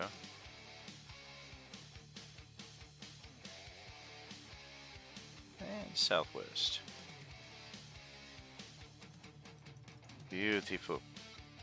And I think that if in a pinch, these map pieces can just be copy pasted right over this, and the same lighting should work unless there are like radically different sections of wall. And even in that case, because I did the walls in a different color and it's not all attached as one consistent piece of dynamic lighting, those pieces could be removed, repurposed, redone, etc. So yeah, I think the Flooded Mines is a nice little gold mine here. Oops, not flooded, but Dark Mines is this one. And then up next we have another 50-50.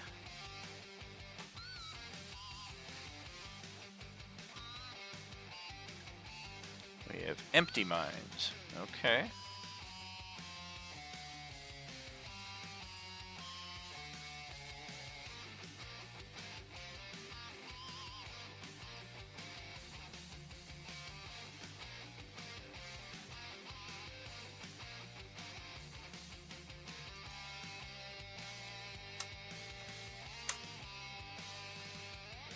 Beautiful. Next would be Flooded and Flooded Darker. I feel like these are the darker mines. Correct. Okay, so... Or is it? Yeah, toads. Okay. Dark Flooded Mines. As opposed to just Flooded Mines. 50-50 again. And I think... Damn, there's no copy. Wasn't there? Yeah, duplicate.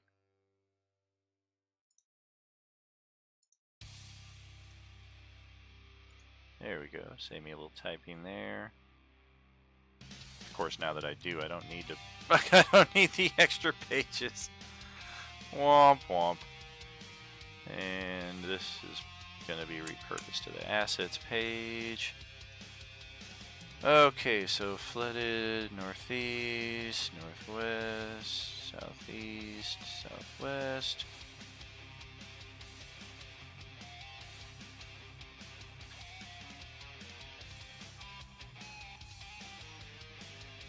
Fantastic. Alright. Oh, actually, no, I do. Just mines. Perfect.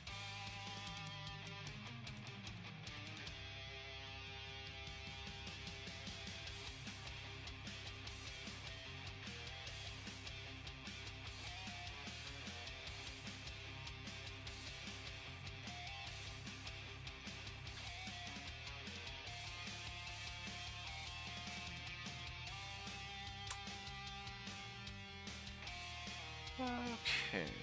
Wow, we're already 2.5 hours into this. Goodness. Wow, it's already almost noon. Holy crap. Man, this day is going. I think I may call it here with the flooded mines and switch over to a gaming stream here thereafter. Definitely feel like I've gotten some bit accomplished here.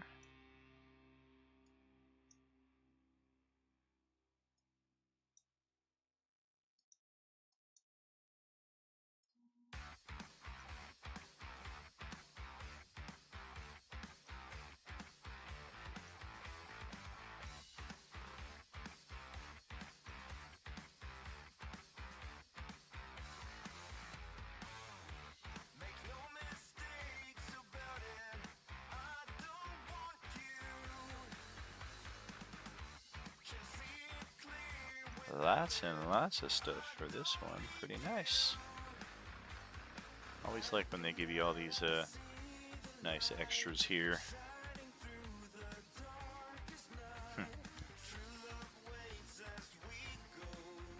Nice way to spruce up your encounters.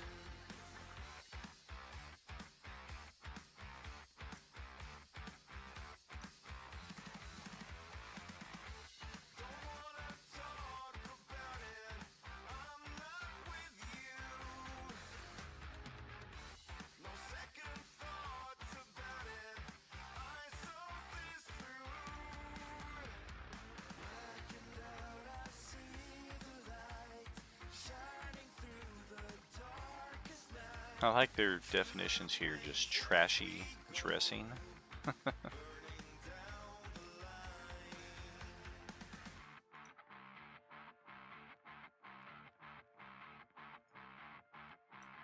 Number 9. 10, 11, and 12. Okay, clusters.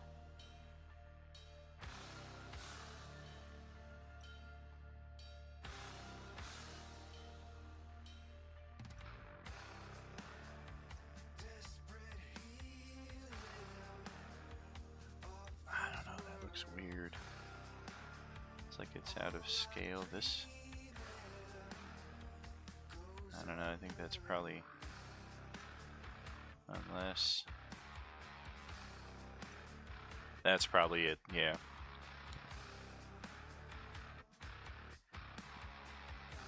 Okay, over to the next cluster.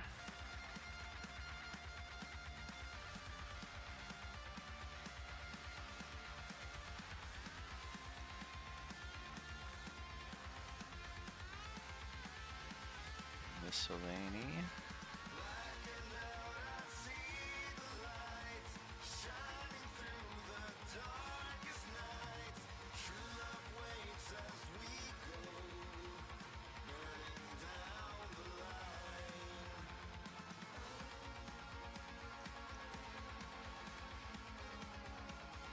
Sometimes I think the map does like a default of 3x3 spaces even if it's not supposed to be. But then if it is supposed to be a larger map, it will auto-acclimate to that. It's kind of weird.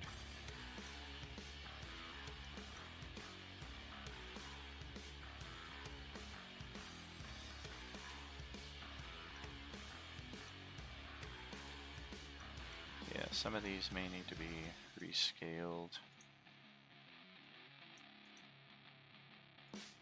I don't know.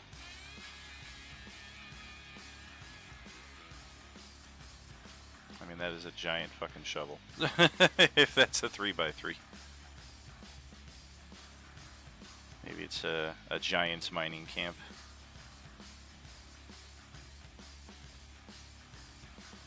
Oops. And then rocks. Are the rocks also giant? Oh, yeah, they are. Let me do a little spillover to accommodate everything here, I think.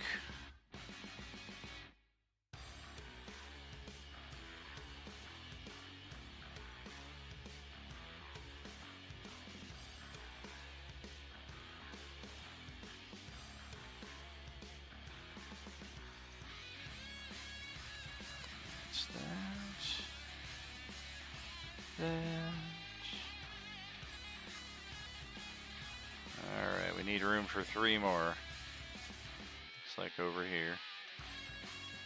1, 2. Beautiful.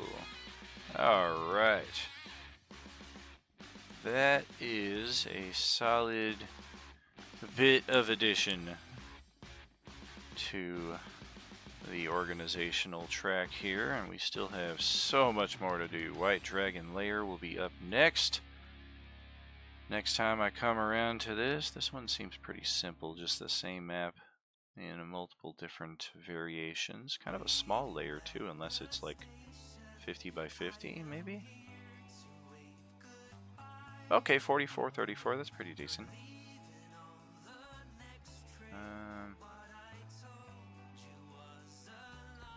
And then yeah, we've got some plenty more of these to come. I don't know just how often we'll be streaming them, but it is a project that needs tending, and all of these need to be placed in for organizational optimization. So that will close that. I'm gonna close us out right here. Oh, it didn't do the usual thing here. Bear with me on that. Holy crap, he's giant! There we go.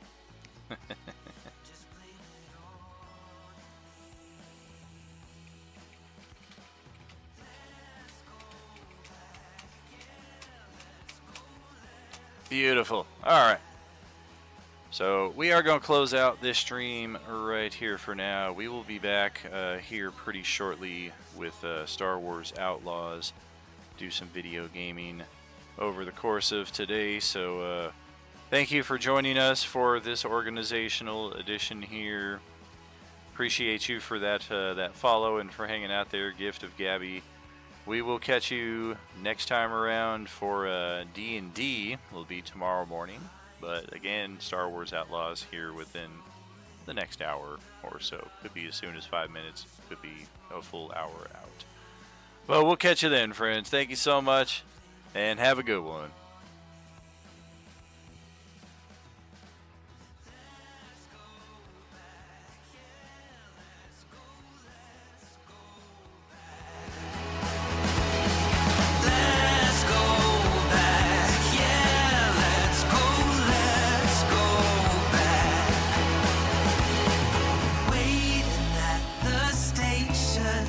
I am here.